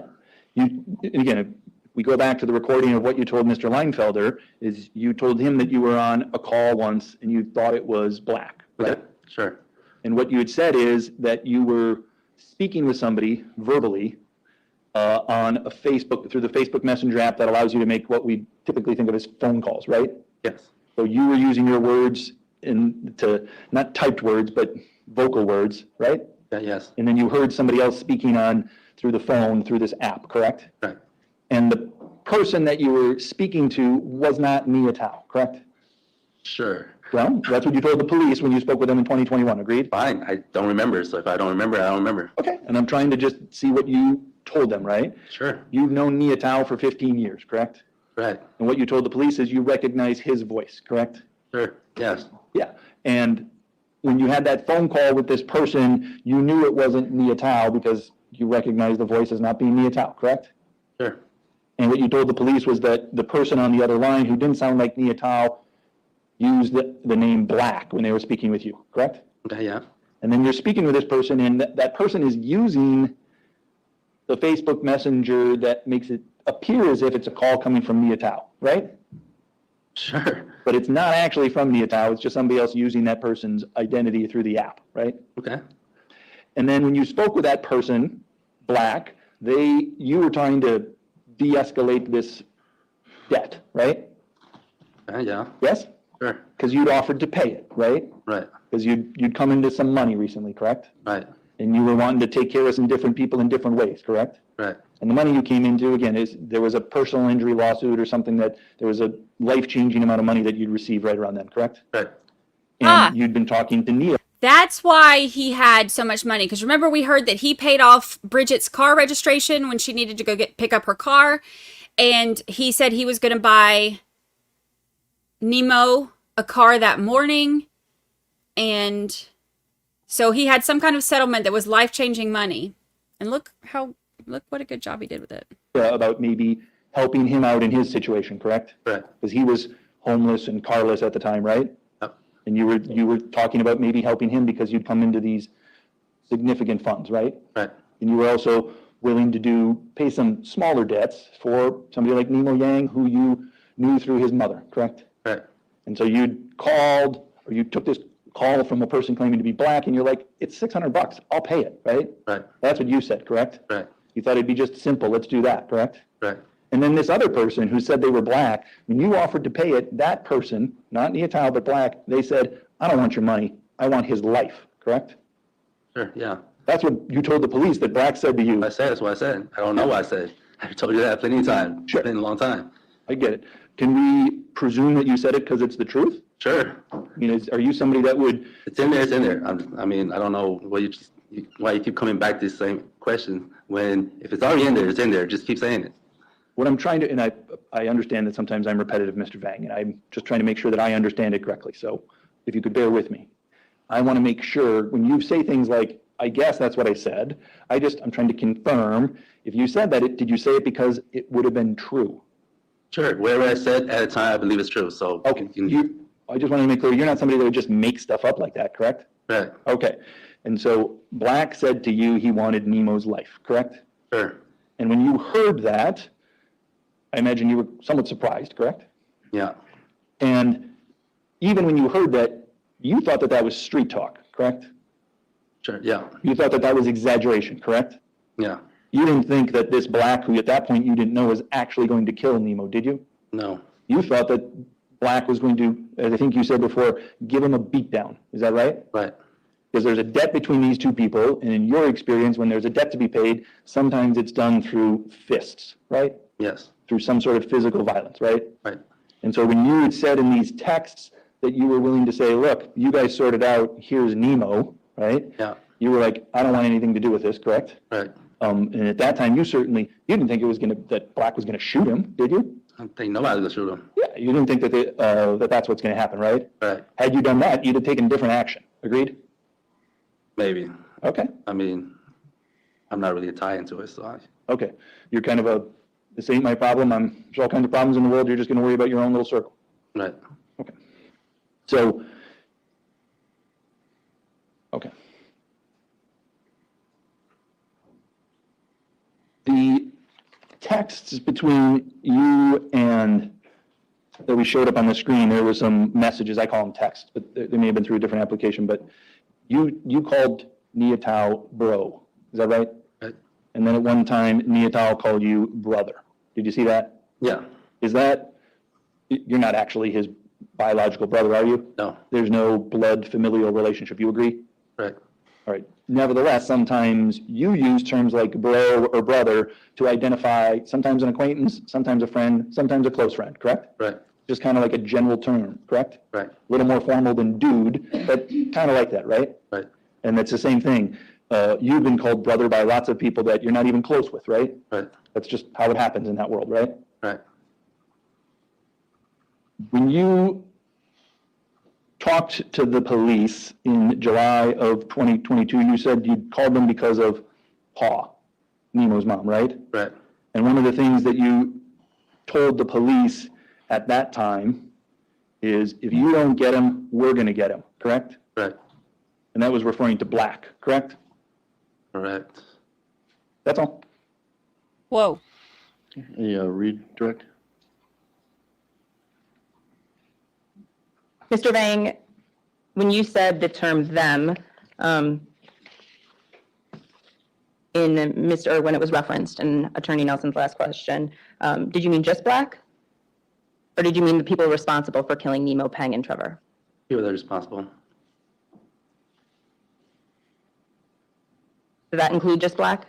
Objection, lack of foundation. He wasn't there. From your perspective, did that include just Black? No. That's why you used the term them, Right. correct? In your messages with Mr. Thao, you indicated that you sent a few in Hmong, correct? Correct. Did you speak Hmong with Mr. Thao? I do speak Hmong. Sometimes you would Right. communicate with him in Hmong? Yeah. Did you ever communicate with Black in Hmong? No.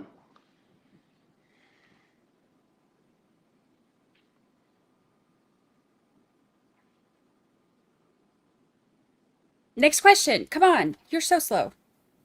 The debt that Nemo had was with Black. That's your testimony, correct? Yes. And Black and Nya Thao were together the night that they were looking for Nemo, correct? Sure. You thought it was going to be a beatdown, correct? Right. You weren't in the car with Black and Nya that night, correct? It was what? You weren't in the car with Black and Nya that night, correct? Right. Black wasn't using your Facebook account to communicate with anybody, correct? Right. Do you think that he really thought it was going to be a beatdown, or do you think that Thank he you. knew? Nothing further. Request? Yes.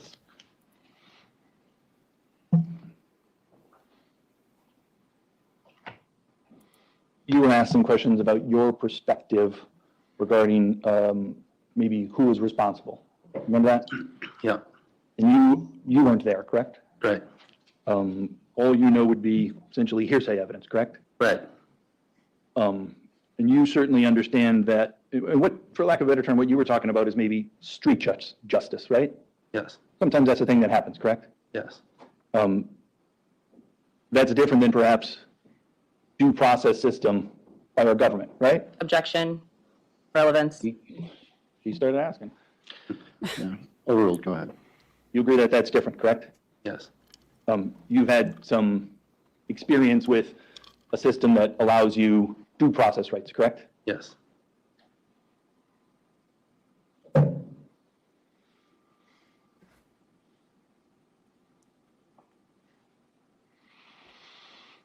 You certainly, I imagine, even though you're here in Orange and you're in custody, you still appreciate the value of that due process system, right? Your Honor, it's outside the scope of Not. my questioning. I think it's irrelevant. I agree, sustain. Your perspective at the time was based upon limited knowledge, correct? Right.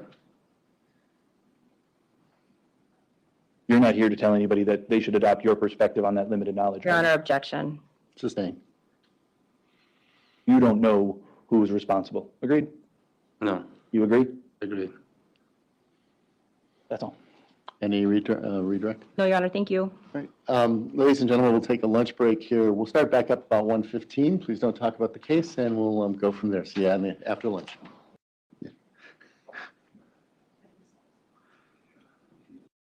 I know court services has or the transport stuff is pretty packed for next week. So if I can throw them any relief, I would like to do so. Yes, we don't, I've not subpoenaed him, and I have no objection to him being released from court subpoena. We do not intend to call him. Okay, so Mr. Vang, you're released from your subpoena, which means they can take you back to Minnesota at this point in time. Do you want to take them now, or do you want to wait? Yeah. Okay, all right, so why don't you go ahead and take care. For Mr. Weckler and Ms. Johnson. Okay. All right. Just so you know, I'm looking at Exhibit 101, which has the list. Go ahead for Mr. Weckler. Mr. Weckler? Okay, Mr. Weckler.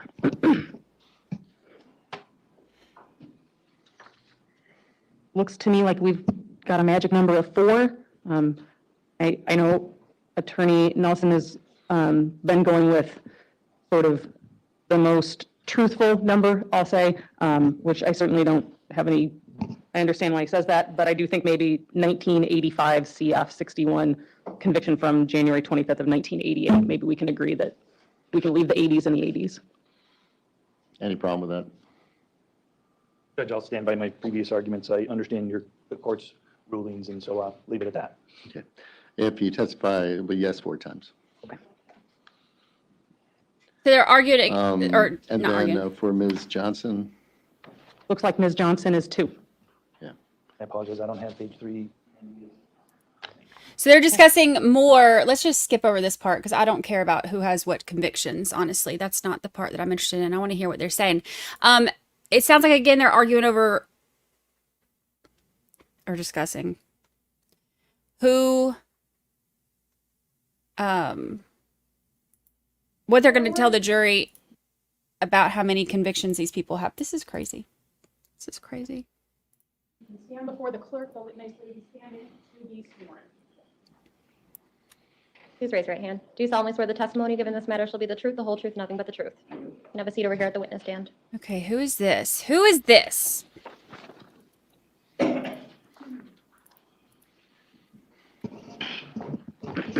Okay. Good afternoon, sir. Hi, Hey. Can you please state and spell your last name for the record? He said, hey. Weckler, Weckler, And your first name? Todd, Todd, Where do you live? in Door County. Do you know a lady by the name of Virginia Trial? Yes. Do you know a man by the name of Rattanasack? Yes. How do you know Mr. Rattanasack? I met him through Virginia because she was seeing him. Because she was seeing him? Yes. What do you mean by that? Well, supposedly they were together going out Was when he was around. But I said, supposedly they were together when he was around. Okay, in a sort of boyfriend-girlfriend relationship? Yeah, boyfriend, girlfriend. Yeah. Okay, you seem a little confused. Was it a confusing relationship? What's that? Was it a confusing relationship from your perspective? Oh, yeah, because, I mean, according to Vinny, 1 minute they were on, 1 minute they were off, so it was like, I never knew. Okay, when you say Vinny, Virginia. okay, is Vinny her nickname? Yeah, that's what everybody calls her, is Vinny. Okay, thank you. Did you ever see them together when they were on again? Yeah, I've seen him a couple times. How would you describe, if you can, how he would treat her? Well, I don't know, guess he treated her good when I could, around people and stuff, and that's usually when I seen him. Did you know Ms. Cryle to provide Mr. Rattanasack any money? She said that she'd give him the money, yes. Are you aware if Ms. Cryle provided Mr. Rattanasack any motor vehicles, any cars? Yeah, she gave him a couple cars. Do you remember one of them in particular, maybe around 2021? I don't understand. Sure. She gave him a couple cars? Did you know Mr. Rattanasack to drive a Mercedes-Benz at one point? Yes, he had her car, her Mercedes.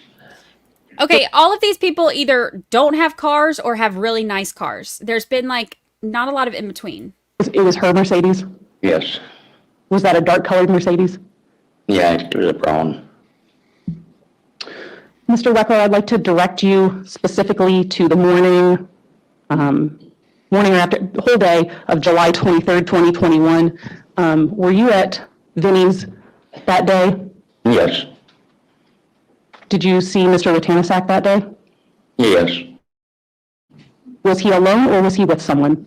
There was another gentleman, but I don't know who he was or anything. He was back in the shadows. You don't, I want to make sure I understood you. You don't know that person at all? No.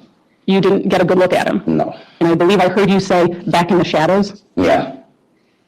And let me just make sure of something. Where did Ms. Cryle live at this time? She lived in Algoma. On, Algoma's fine. Oh. Where in the state is Algoma? Algoma's in Kiwanee County. In Kiwanee County? Yeah. And that's on the eastern side of the state? Northeast, yeah, kind of on the peninsula. Okay. Okay, so this other person you said kind of in the shadows? Yeah. You have no idea that person's name? No. You don't know him from Adam? No. Okay. When you were there that day, were you given some bags of stuff from anyone? Later on that night, I was not that day. Okay. Tell me about... Virginia gave me the couple bags of clothes. She said take them because at that point they were supposedly broke up, and she wanted to get rid of all of his stuff. Okay. She gave you some bags? Yes. Did you look through them at that time? Not till I got home. You took the bags, you took them home? Yes, because I was going to burn them for her, which I did numerous times. You did or did not? I did not numerous times for her when she had old clothes and stuff. I'd take them home. I live in the country, so I can burn there. Okay. You can burn there. Do you have a burn barrel? Yes. Those bags of stuff, did you end up burning those bags of things? Not everything, no. What did you do with everything? Well, when I got home, I went to pull it out of my car, and a box of bullets fell out of the bag. So I went through the bags, and I found some bullets and gun stuff that I put in the bag. And I found a couple of cell phones. And the cell phones I took down to Walmart, and they had a machine there, so I cashed them in, make a few bucks. And then the rest of the stuff I just put in a bag and put in my room until I was going to talk to Vinny about it later, but I never got a chance to. Okay. Some stuff ended up in your room. Yeah. Some stuff ended up in the burn barrel. Yep. And then how many? I think you said a couple cell phones? Yeah, 2 cell phones. 2 cell phones? Took them to a Walmart? Yeah, Can you tell us which Walmart? one in Sturgeon Bay. There's only one in Sturgeon Bay. Only one in Sturgeon Bay. Great. Cashed them in, made some money? Yeah, How much? $12. Did you later on end up speaking to police about what you've just been telling us about? Yes. When you spoke with police, do you remember the name of the officer? No, I couldn't tell you who they were. There were a couple of different ones that talked to me. Yep. After speaking with the police, did you provide them with the bags of stuff that you told us about? Yes, I gave them the cell phones, of course, they already had. But I gave them the gun stuff and the bags of clothes that were left, and they took what was in the burning barrel, they took out also. Okay, thank you, sir. I have nothing further. Oh, actually, yes, I do. Sorry, that's my bad. Mr. Weckler, have you ever been convicted of a crime? About 4 times, yes. Okay. That's it for me, thank you. Cross?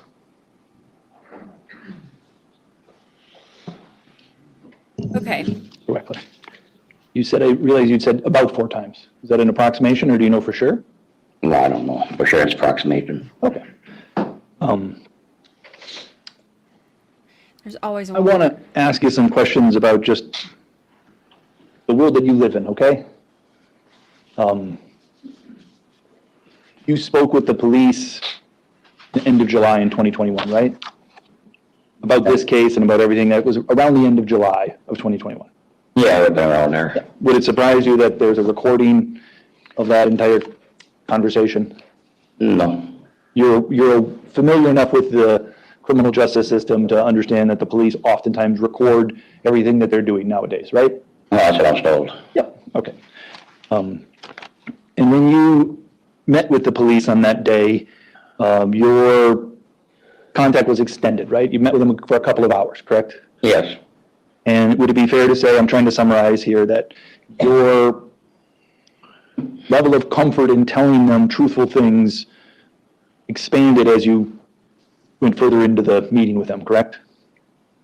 To begin with, you were rather reluctant to talk to them, correct? Well, at first I didn't understand them. In the beginning, you may have even said some things that were untrue, correct? No. You didn't lie to the police in the beginning? Not that I'm aware of, no. Okay, all right. You didn't volunteer ever all the bits of information, though. Would you agree with that? Why? About the phones, about the bags, about the bullets, about the gun stuff. You didn't tell them that right away, right? Well, no, because I didn't understand them right away. Sure. So they were asking you some questions and you were saying, I don't know what you're talking about, or I don't know anything, correct? Too much, because I didn't understand it. And your statement is, not that you were lying when you said that, it's just that you literally didn't know what they were talking about. Correct. Okay. When you were there speaking with the police, they told you about why they were there, right?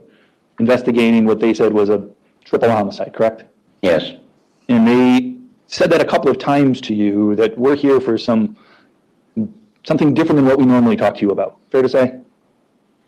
Okay, yeah. One of those police officers is somebody that you were familiar with, correct? Yes. One of those police officers knew some of your history and some of your involvement in things that overlap with law enforcement's jobs, correct? Yeah.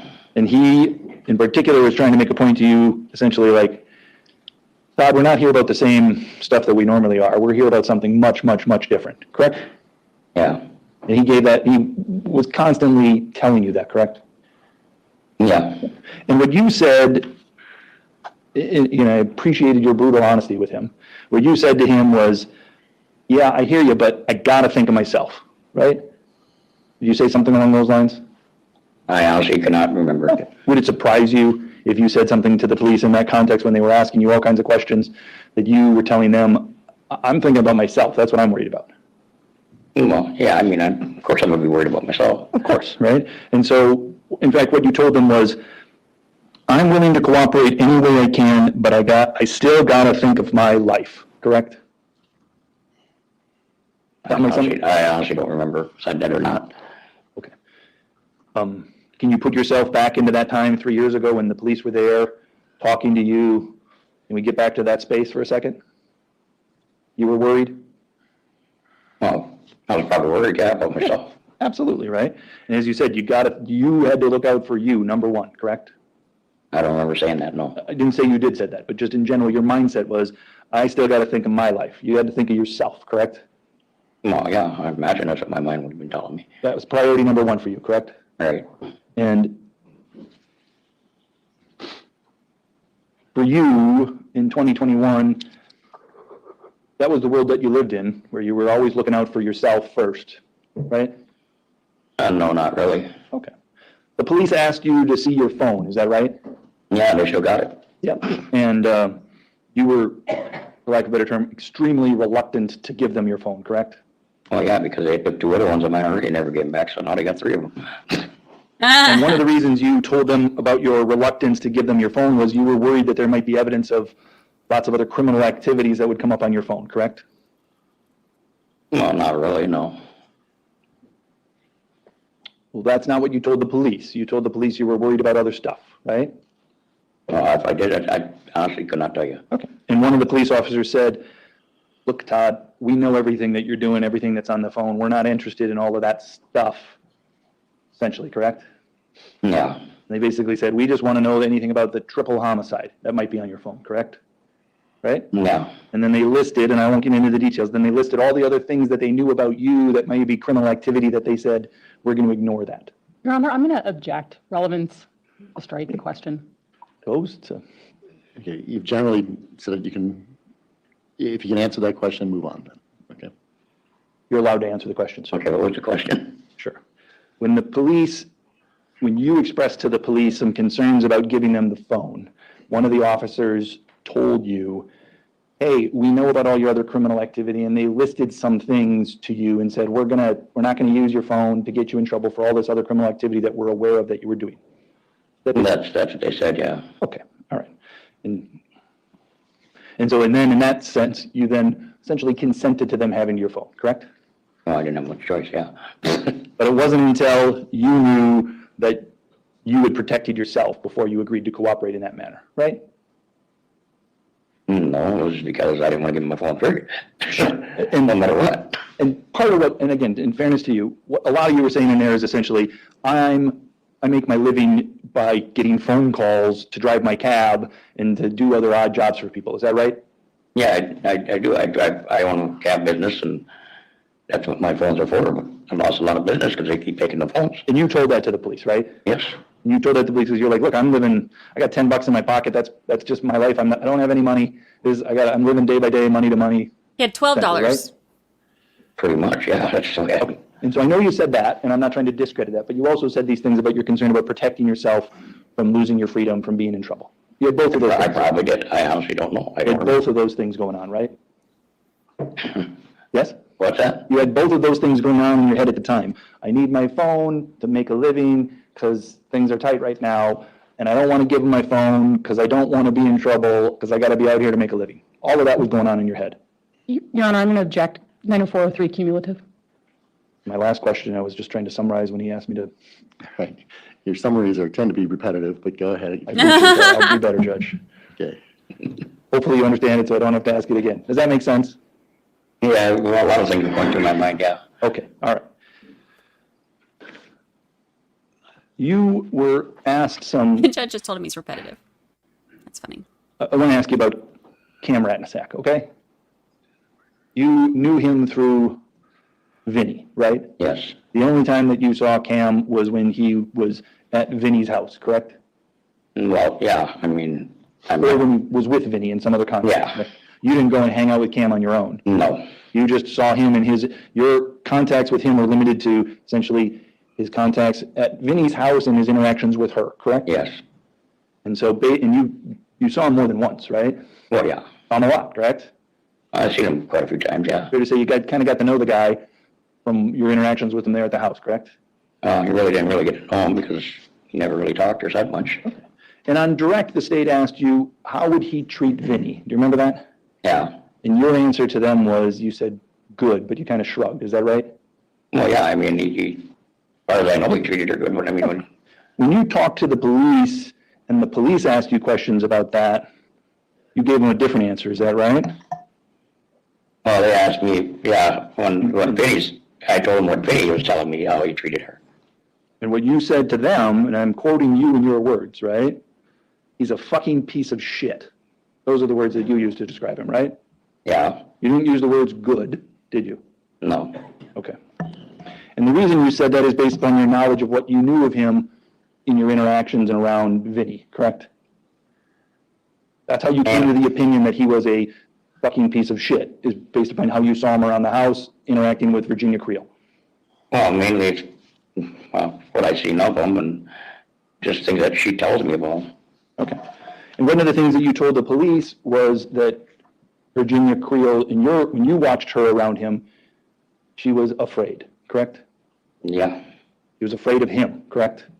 yeah, she seemed to be afraid of him at times. And from what you saw, it may be that Cam Rattanasack used that fear to get things from Virginia Creel, right?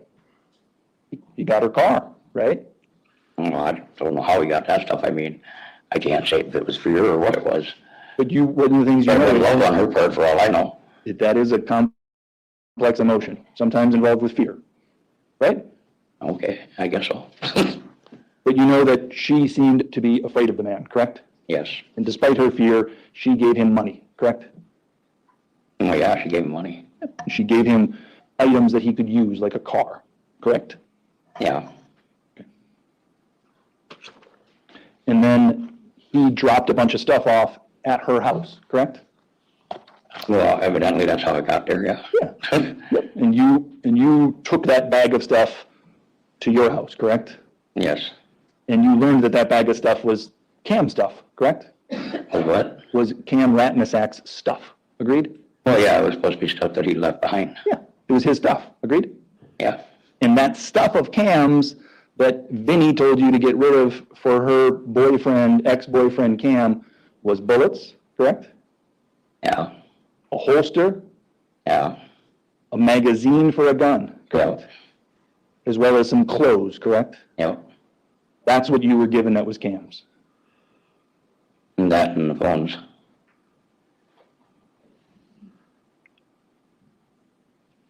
That's all. Any redirect? No, thank you. All right, thank you, Mr. Thao. Okay, so,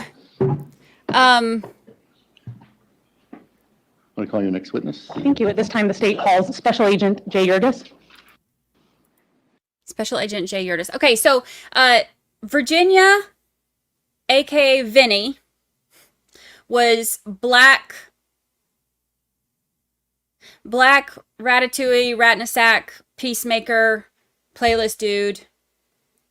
It was his on again, off again girlfriend. And Black took that bag of clothes and bullets and the cell phones and whatever else, like the gun holster and stuff like that, took that over to her house, and she gave it to him because he has a burn barrel and he's allowed to burn on his, or he burns stuff on his property or whatever. So she gave it to him to burn. And when he got the bags out, he said bullets fell out. How are you gonna put bullets in a burn barrel?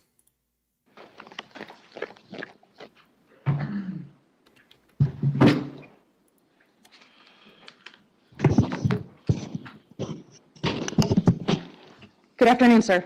Good afternoon. Please state and spell your name for the record.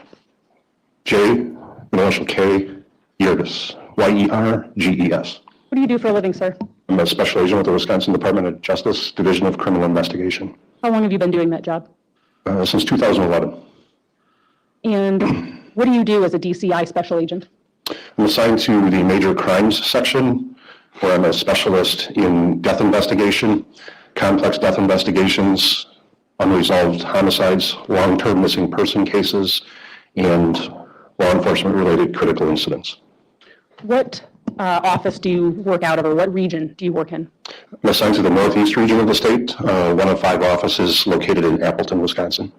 Does that region cover Kewaunee and Door County and the surrounding area? Yes, it does. Okay. Before you joined DCI, were you in law enforcement before that? Since 1992, I began my career then, and I've been assigned as a police officer, a chief of police, a deputy sheriff, a detective sergeant, and then my current role. Happy 9 months. Thank you. In late July of 2021, did you become involved in an investigation involving a triple homicide out of La Crosse? Yes, I did. In what capacity? I was contacted by the then case agent, Joseph Welch, of my agency. He had notified me on a Monday morning, July 26th, that there had been a triple homicide over the weekend.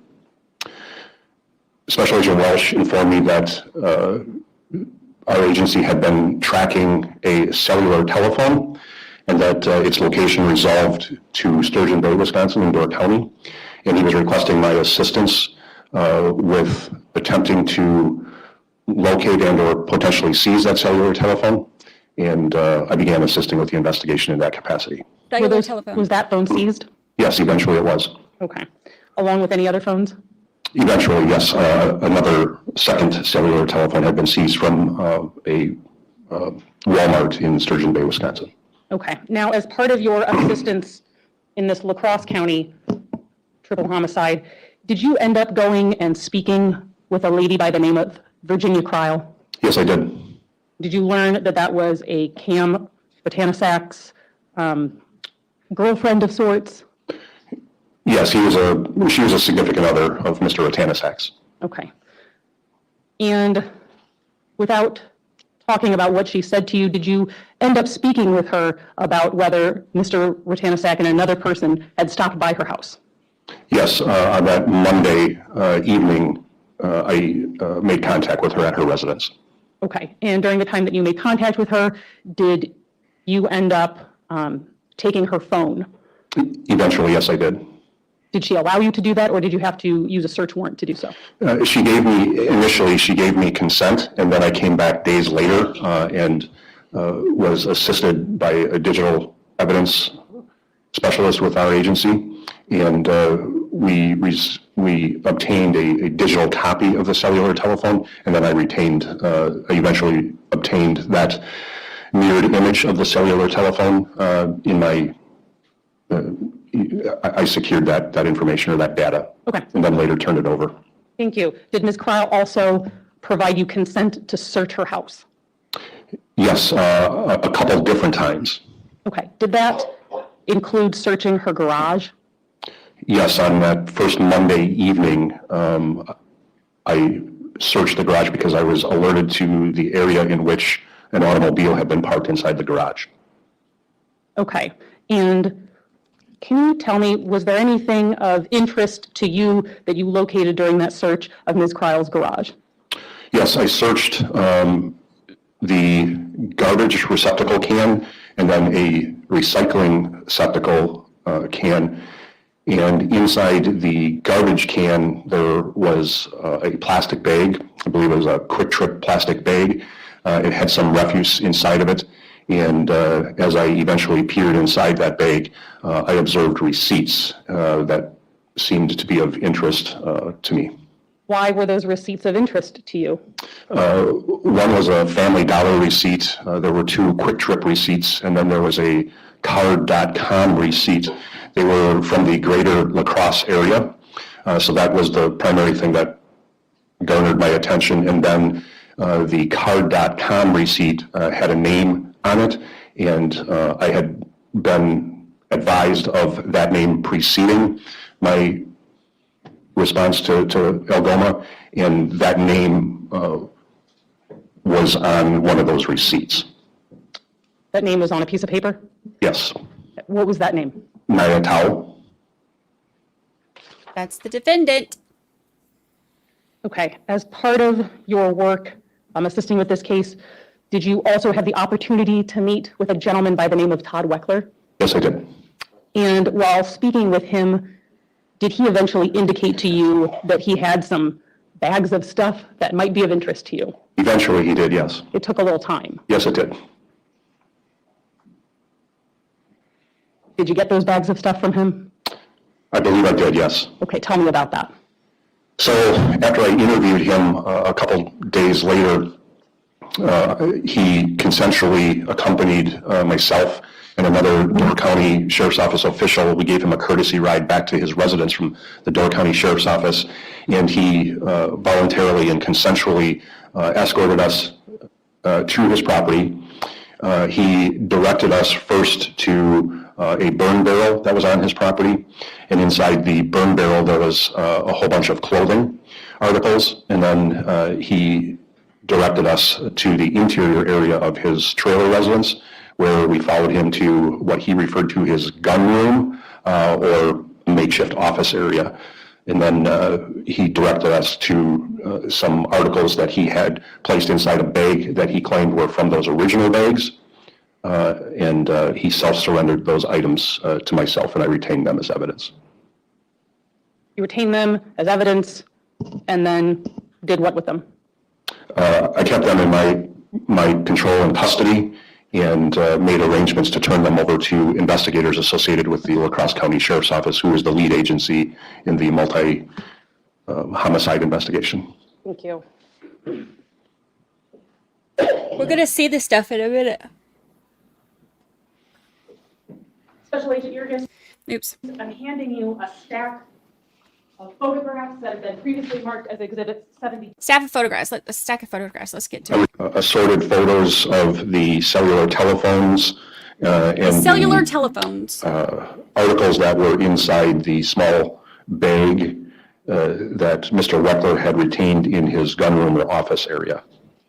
Does that also contain photographs of items taken from Virginia Cryle's residence, specifically the garage? Yeah, the last ones are the images of the Quick Trip receipts and the Nya Thao receipt or letter, for lack of better terms. I'd move Exhibit 72 through 85 I missed Quick Trip. Did you receive? and request permission to publish. Yeah, go ahead. Okay. Go ahead and start with 72, please. You can look behind you, sir, or there's also this up here, whatever's easier for you. Okay, so we've got 72. Special Agent Yurus, what's this?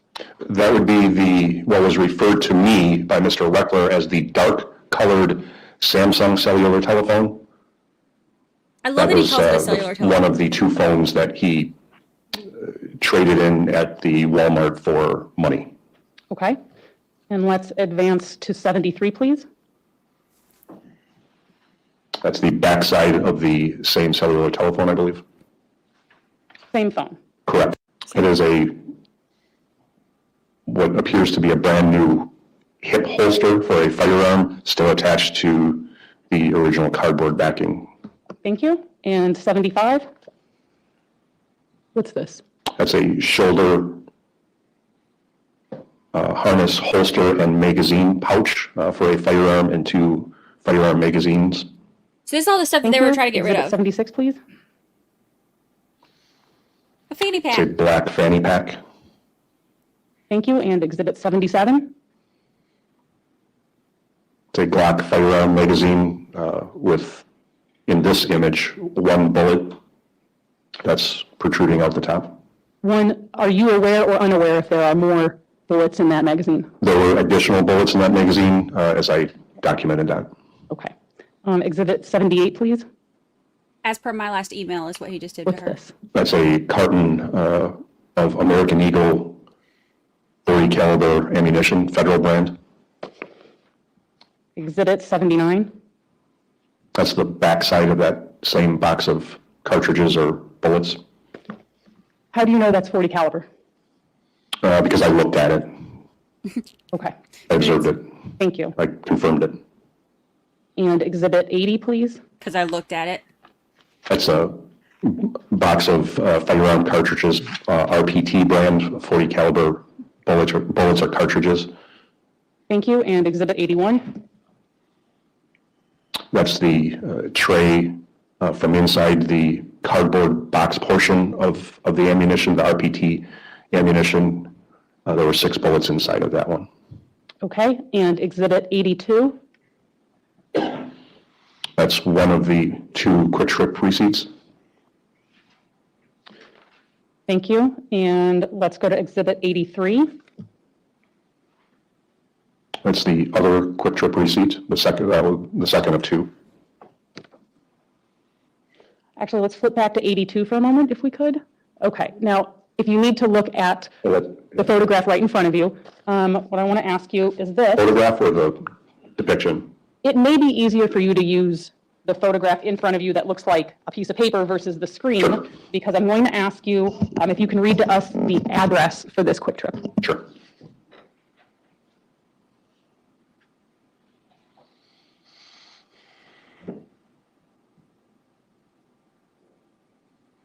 Just want to make sure it's the same. So yeah, you want the address? I'm sorry. Yes, if you could look at the top of the receipt in dark bold, it says Quick Trip, and then an address below that. Could you please read that to us? I believe it's 4828 Mormon, is it Cooley Road, La Crosse, Wisconsin, 54601 with a telephone number below it. Okay, thank you. Is there a date on this receipt? It is. It's 7/20/2021, so July 20th, 2021. Okay, and now Exhibit 83. Oh, you know what? On Exhibit 82, what's the time on that receipt? On Exhibit 82, it is 11:57:34 p.m. Okay, now we can go to 83. Okay. I have that in front of me. Same address?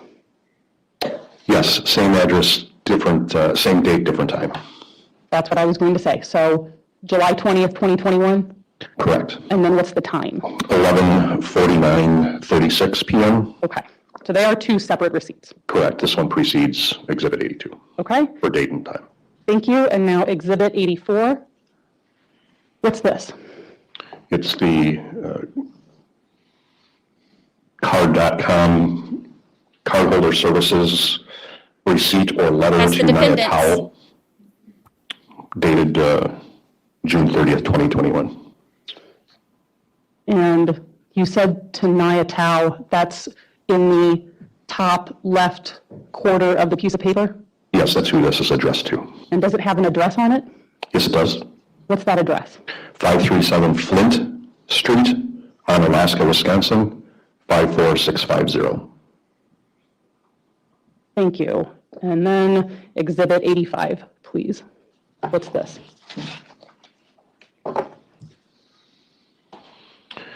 This is a picture of the other cellular telephone, which is the track phone. The other cell phone. What do you mean by other? Yeah, one was I believe it was a Samsung, and then one was a track phone. From the Sturgeon Bay Walmart? Yes. Okay. I have nothing further, Judge. Thank you, sir. Thus,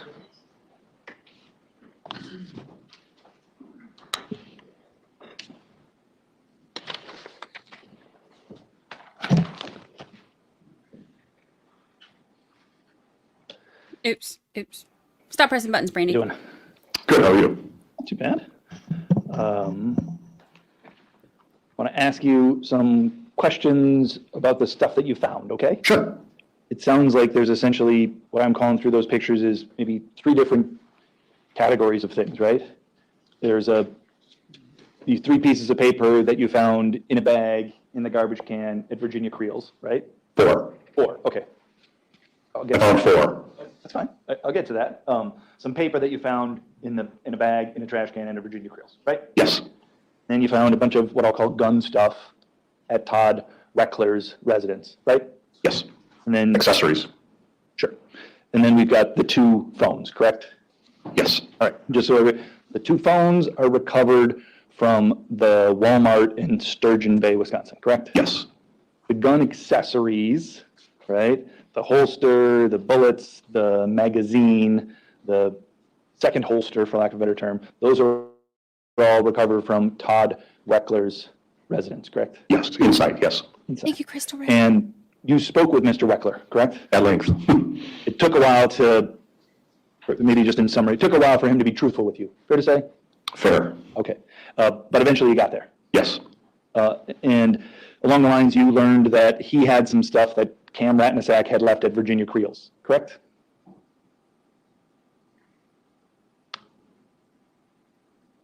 Yes. And that's essentially the gun stuff that you found, correct? I don't know exactly who left it at Ms. Creel's residence. Sure, you weren't there, correct? Correct. Some other people were there, correct? Yes. You spoke with those people, correct? I spoke with Ms. Creel and then eventually Mr. Weckler. And Mr. Weckler told you that's cam stuff.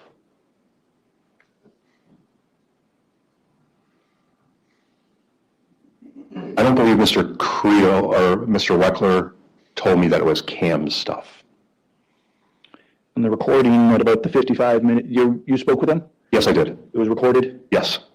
Would it surprise you to know that at about the 55-minute mark of that recording, Mr. Weckler said, well, I'm sure they're from cam. I mean, they were in the bag of stuff that was evidently cam stuff. He was speculating, but Those are the words that he said. I don't know if Does it sound that's what you're reading. Yeah. Does it sound accurate, correct? It sounds accurate to what he said, yes. And what you're saying is you don't know how he gained that knowledge to say that it's cam stuff. That's what you're saying. Yeah, it seemed like he was drawing a conclusion. I don't know how he knew that for certain if he did. What you know is he said it's scam stuff. You just don't know why he said that. Correct. Okay. And then the 4 pieces of paper were in a little plastic bag that you normally get from a Quick Trip or a grocery store to put your stuff in. Yes. And those 4 pieces of paper were the 2 receipts, the letter to Nya Thao about his cards were 3 of them, correct? You said there was 4 pieces of paper. Yes. And I just listed 3 of those 4, correct? Yes. Those are the 3 that are in the photos, correct? Yes. The 4th piece of paper isn't in those photos, correct? It is partially in the photo. Okay. Fair to say, whatever it is, it wasn't worthy of us talking about or showing it to the jury. Fair to say? For whatever reason? Fair. Okay. You, in speaking to Mr. Weckler, I want to ask you about your interview with him in particular, because he just testified and said some things, and I want to follow up with you, okay? Good. To just be blunt, he lied to you, right? He misled me for sure, by omission. Okay, all right. He repeatedly told you that while he wanted to cooperate, his main objective, my word, probably not his, main goal, main priority was to protect himself. That's clearly the message he gave you guys, right? He didn't tell me that. Well, he said, I got to think of myself. He said that, right? Like, I don't recall that. Okay. it's interesting trying to like go through all of this to discredit transcript that I prepared of everybody. that, Like but that needed everybody's refreshing lying memory. about Sure. Can I approach Judge? Go ahead. I want to make sure I have the. Thao.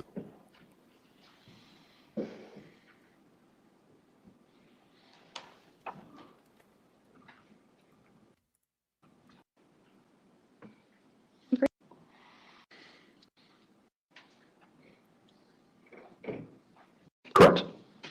I think there's another time in there where he said, I'm willing to cooperate any way I can, but well, that was the quote right there. I apologize. I still got to think of my life. Yes? Yes. All right. In your experience, you've been an agent, a law enforcement officer for a long time, correct? Yes. You spoke with many people about their involvement as witnesses, victims, or perhaps even actors in criminal activity, correct? Yes. And certainly it wouldn't surprise you that people being accused of, or perhaps actors in criminal activity, say things like, I got to protect myself, right? Absolutely. That's something you routinely hear, correct? Sure. And I would imagine that's part of your training is you want to make that other person feel comfortable, right? You want to make them feel safe in some way, to some context, so they might be able to speak with you and not feel as if what they're saying hurts themselves, correct? In general. In general, sure. Yeah, right. And again, the reason is because people in those situations, you've learned rule number 1, they want to protect themselves, right? Sure. Right. You spoke with His questioning is so tedious. Mr. Weckler, and he said some things about Cam Rattanasack, correct? He said many things, yes. Fair to say when he was speaking about Cam Rattanasack, he didn't use the word good, correct? Never. He essentially said he was unpredictable, right? Yes. He said he was violent. Objection, hearsay. Goes to impeach what they offered as. Thing. No, I'm sorry, overruled. I meant to say overruled. He goes to impeachment. Go ahead. You can answer that question. We had, I think unpredictable, you said yes. Next question was violent. Yes, And then, since he used the term fucking piece of shit, right? yes. Those are the accurate summary of the three things that he said about Cam Rattanasack, right? That's what he said, yes. That's all. Thank you. Redirect? Special Agent Yurus, the mystery fourth piece of paper. Do you remember it? I do, it was a Family Dollar receipt. I didn't show it to you. You remember it being a Family Dollar receipt Correct. from the La Crosse area or somewhere else? Muscadet. Thank you. Nothing further. Anything further? Hold on. All right, let me step down. Thank you. You want to hand me the Exhibit, sure. Am I released? He's released? Any objections?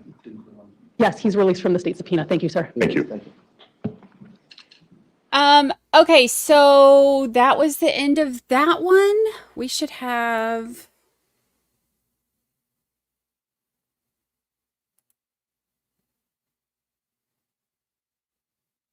We have one more. One more for the day. And this is a short one. I was with an ex-boyfriend, Christopher McCartney. I hate how it starts. He was meeting up with somebody he was meeting up with. You used he twice there. Can you just use names and say that again?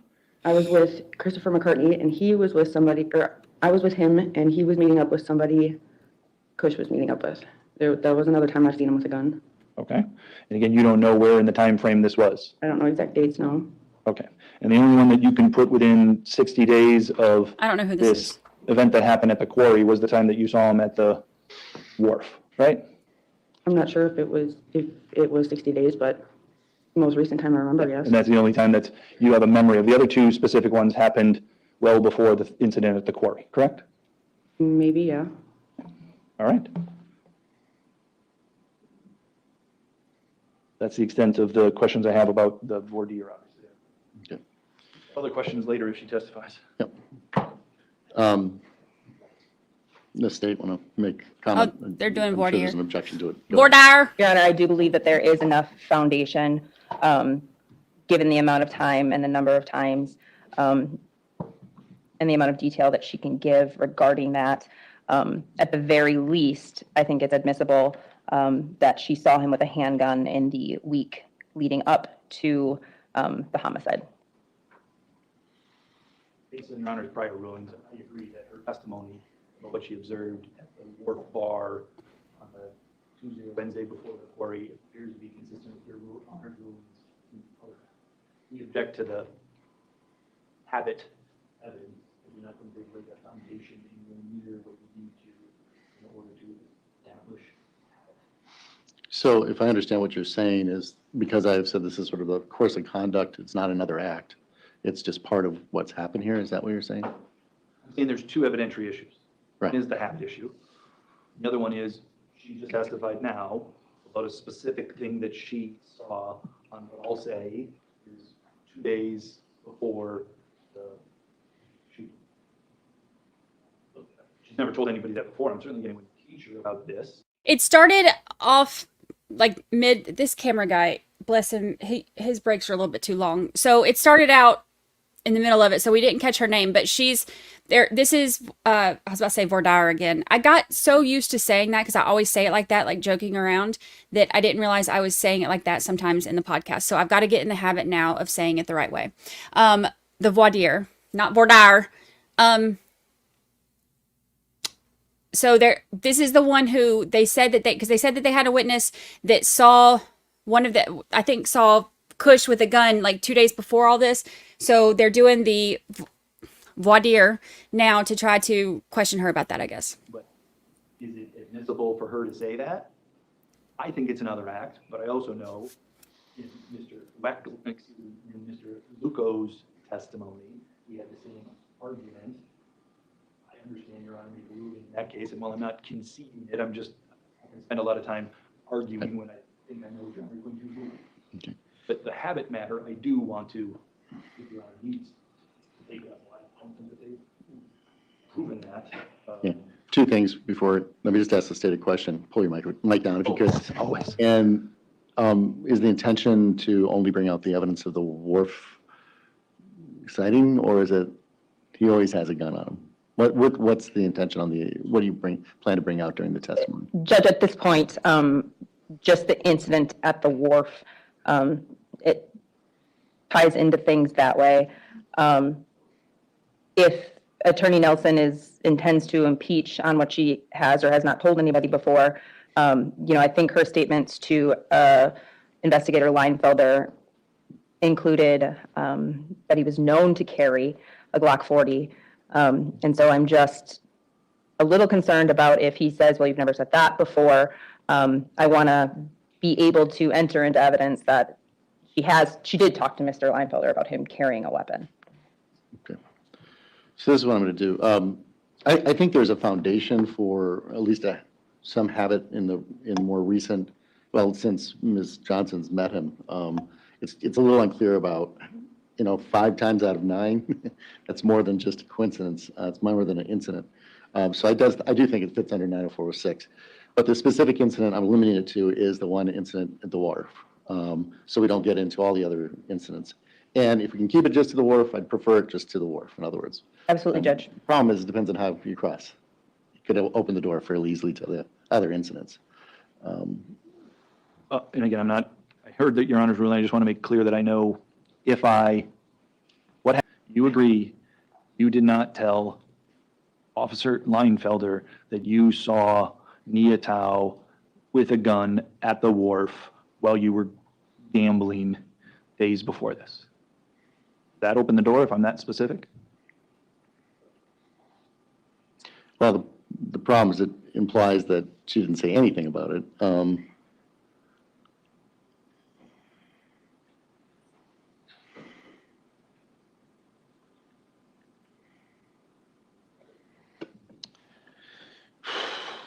All right, why don't we do it this way?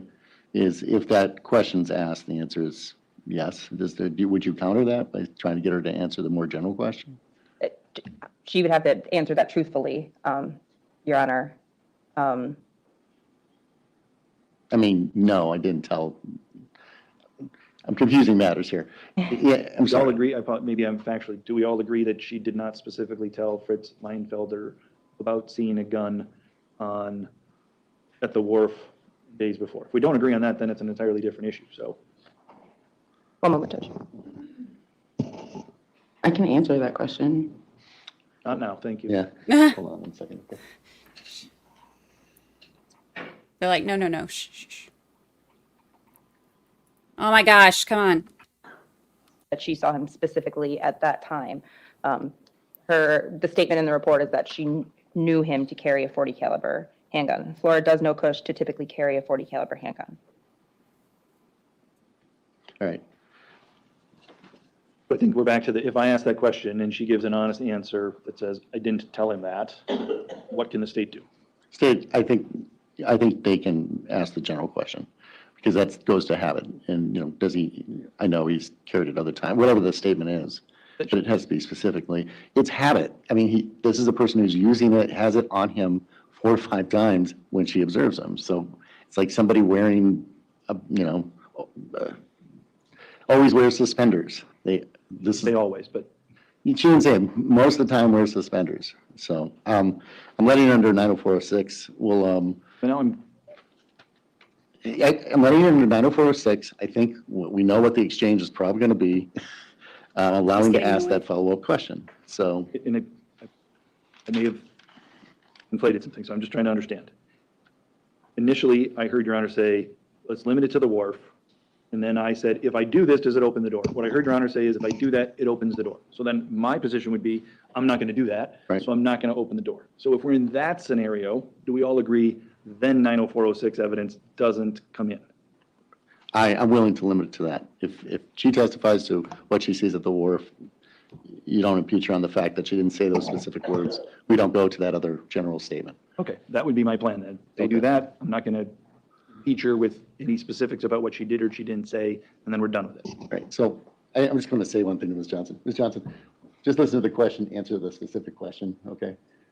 We're sort of just try to answer the specific question, okay? All right. Are we ready to bring, okay, one of the. 2 other requests. Yeah.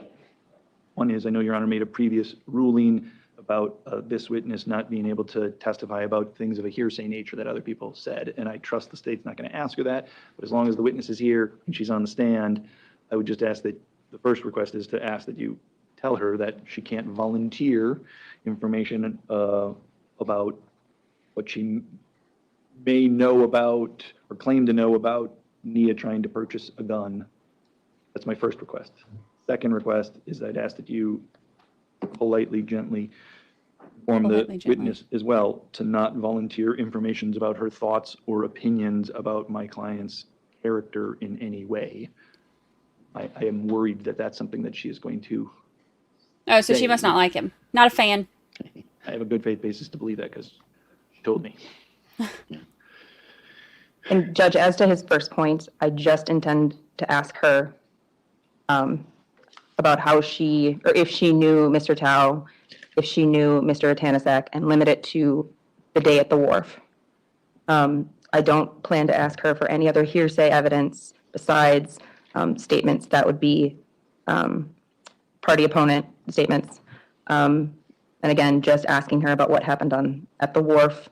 I agree, of course, that there should not be any inadmissible testimony given. I also just want to put on the record, and I know Mr. Nelson is careful with his cross questions, but just that there aren't any questions that elicit that, and then feels like she's unable to answer. All right. So, the same thing. The same thing I said earlier, which is answer the specific questions, Ms. Johnson.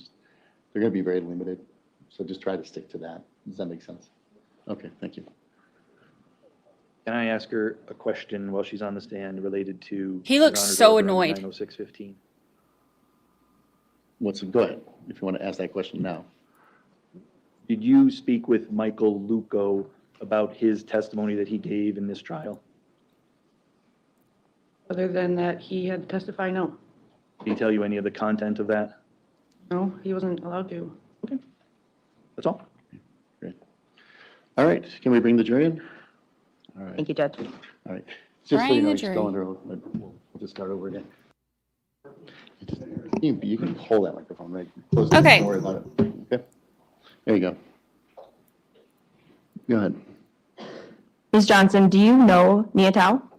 Yes, Did you call him Nya or something else? Kush. And in July of 2021, how long had you been familiar with Nya Thao? At that time, 2 years, maybe, a year or two. Do you see Mr. Thao in the courtroom today? Yes. Can you please describe for me who you believe to be Nya Thao? He's wearing a blue shirt, glasses. Your Honor, to ask the record reflect in-court identification. Mr. Thao is wearing blue shirt and glasses, as indicated. Go ahead. Ms. Johnson, you are aware that on July 23rd of 2021, Nemo Yang, Peng Lor, and Trevor Maloney were killed, correct? Yes. And can you recall the last time you saw Nya Thao before they were killed? At the wharf bar in Alaska. Can I have you repeat that for me? At the wharf bar in Alaska. The wharf bar? Mm-hmm. How many days before their killings were you in contact with him there? Kush? Yes. Like 2 or 3 days. 2 or 3 days? Was Kush with anybody else there? Yes. Who was he with? Black. And had you ever met Black before? No. Met him for the first time at the wharf? Yeah. Did Mr. Thao introduce you to Black? Yes. Did he refer to Black? Did he use the name Black? Yeah. And did he refer to him in any other way? His brother. Did you ask them any questions about them being brothers? No. You know how long you were at the wharf that day? A couple hours. What were you doing there? I was pushing buttons. What does that mean? Slot machine. I was gambling. Okay. And She was what? were Kush and Black together the entire time? Wait, she was what? Pushing buttons? What does that mean? Hold on. Do you know how long you were at the wharf that day? A couple hours. What were you doing there? I was pushing buttons. What does that mean? Slot machine. I was gambling. Okay. Slot And machine gambling. Okay.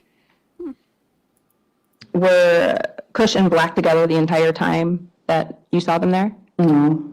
Kush left for a little bit in Black's car. Did you see him leave in Black's car? Yes. Did he eventually come back? Yeah.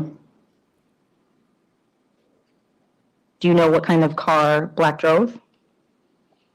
I mean, at the time, I don't know cars. It was a black car. Okay. Did you observe Mr. Thao possessing a firearm that day? Yes. Can you tell me a little bit about that? It was just in his waistband. Can you describe it at all? I mean, not really. It was only for a second. It was a handgun. It's about What color was it? black. You said it was in his waistband, Yeah. but you were able to observe it. Yeah. And the shape of it. Thank you, Ms. Johnson. I have nothing further, Judge. Mr. Nelson?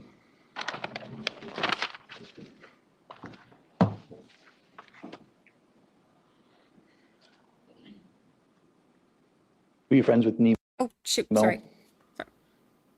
I mean, kind of. Were you friends with Peng? Yes. Were you friends with Trevor? I mean, we were at one point in time, but not so much. I mean, we didn't talk or hang out regularly, like. You had mutual friends? Mm-hmm. Yes. Ran in the same circles, correct? Yes. You heard about this, I imagine. You were upset, correct? Yes. Very upset, right? Yes. You weren't there at the quarry that night, right? Nope. You didn't see what happened, correct? No. In fact, other than maybe hearsay, you don't know what happened, right? Yes. You agree? Yes. Nevertheless, you probably had a lot of strong feelings about what should happen to perhaps the people that were up there, right? I guess.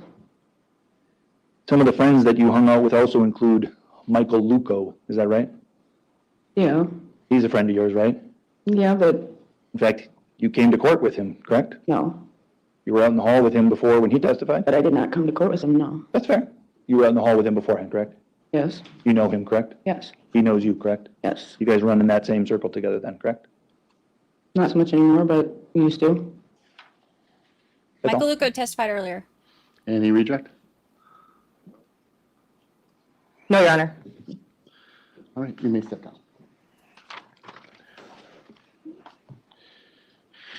And I believe that's it for today, right? All right. So, ladies and gentlemen, another early day. My hope it's going to be sort of this way tomorrow.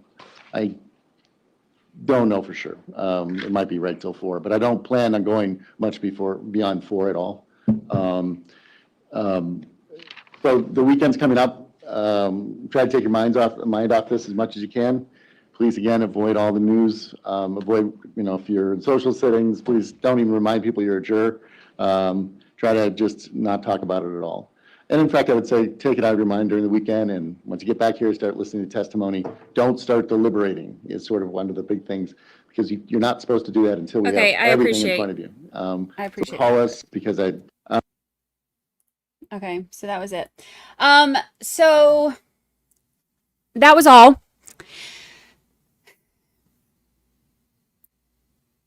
So what are we thinking?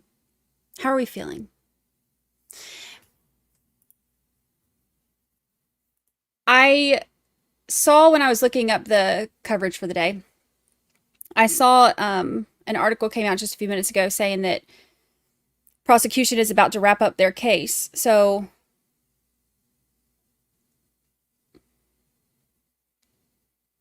I wonder who else they have.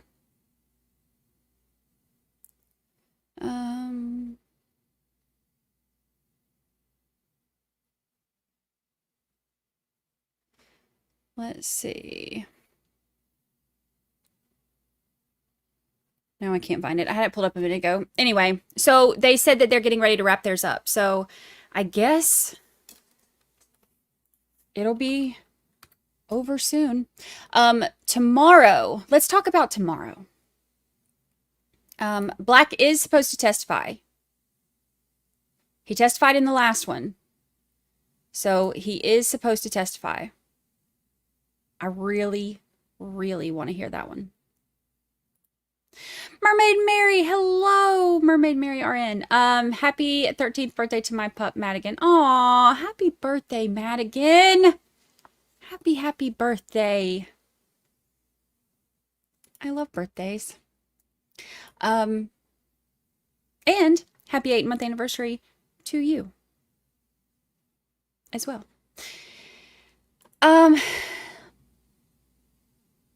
Let's see. So tomorrow, let's talk about tomorrow, because tomorrow we have stuff going on. We have trial will continue here. And I mean, you see, like, we made it through the entire day's trial in 3 hours and 50 minutes.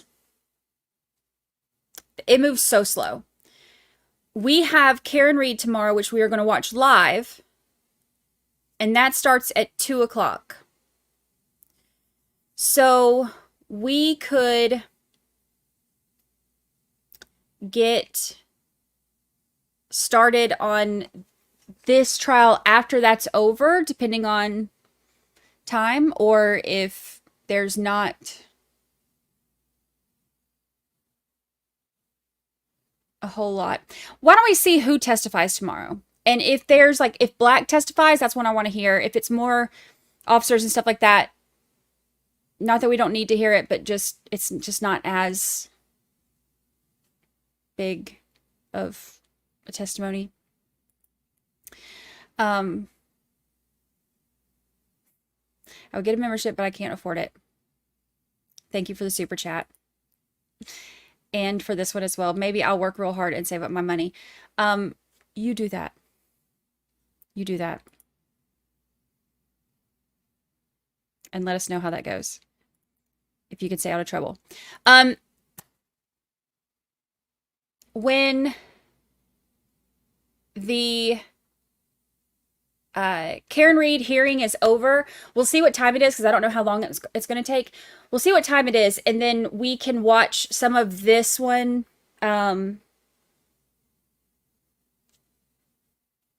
after. And then if there's some of the stuff that's like really the good stuff, the good testimony we've been waiting on, we'll definitely watch that tomorrow. And if there's not, then we'll just watch as far as we can, depending on how long everything goes. And then the rest of it, watch Monday, since we start later anyway because of how slow this one moves. So, that's the plan. Thank you for the super chat. I never was a good accountant, though. I'm shocked to hear that. I am just shocked. Shock and horror. Horror. Or whatever. However she says it. I can't say it very good. So, that's the plan. That's the plan. So I'm not going to bother setting up the stream as of right this moment for this trial for tomorrow, because we're going to kind of play it by ear. So, so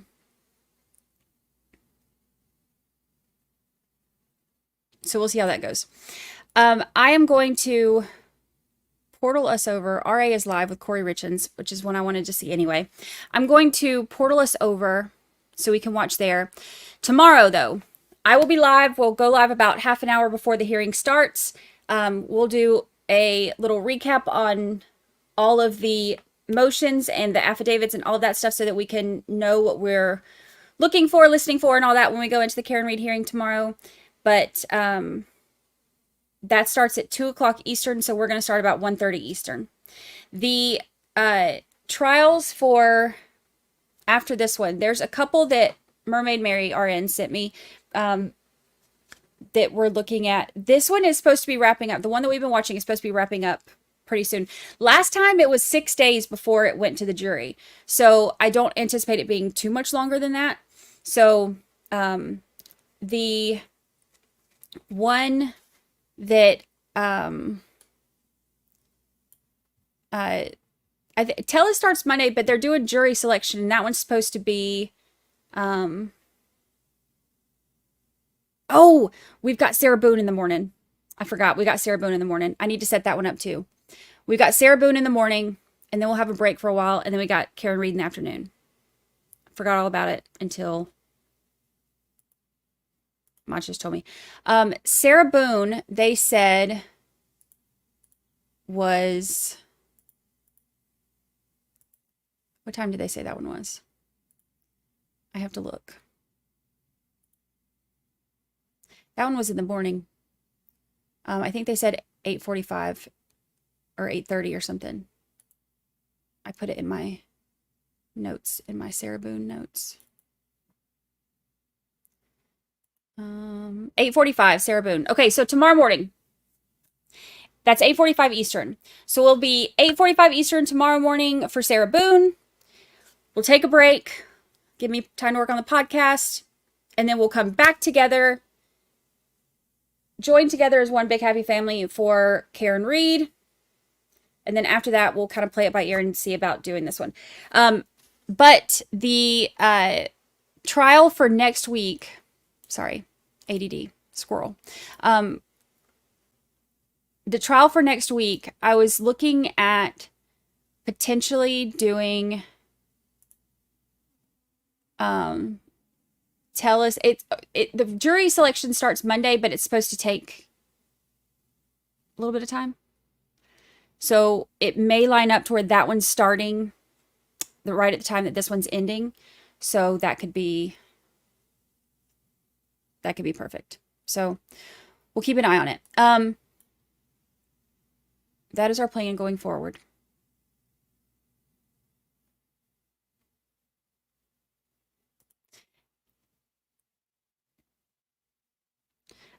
Wisconsin. Yes, 8:45 Eastern for Sarah Boone. Then take break. And then back at 2 p.m. Eastern for Karen Reed. Got it. Got it. All right, y'all.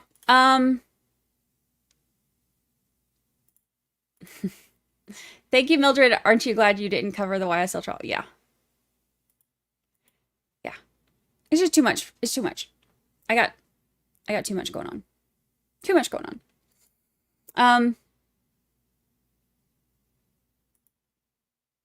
All right. I got the portal set up. There we go. Oops. Stop pressing buttons, Brandi. There we go. Okay. All right, so I've got the portal set up. So I will see you. We're going to go watch Corey Richards on RA's channel, and then I will see you tomorrow morning, bright and early and perky and happy for Sarah Boone. And then again, later the afternoon for Karen Reed. All right. Thank you, everybody, for hanging out. I appreciate y'all. I love you. I will see you on the other side.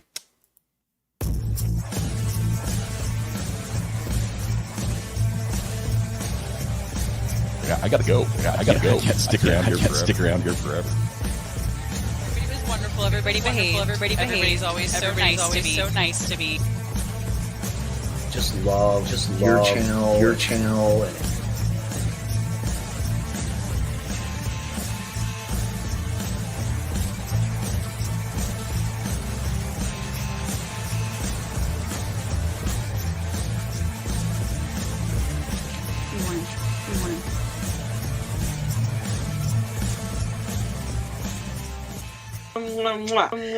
Goodbye, good people. How the heck do I get out of here?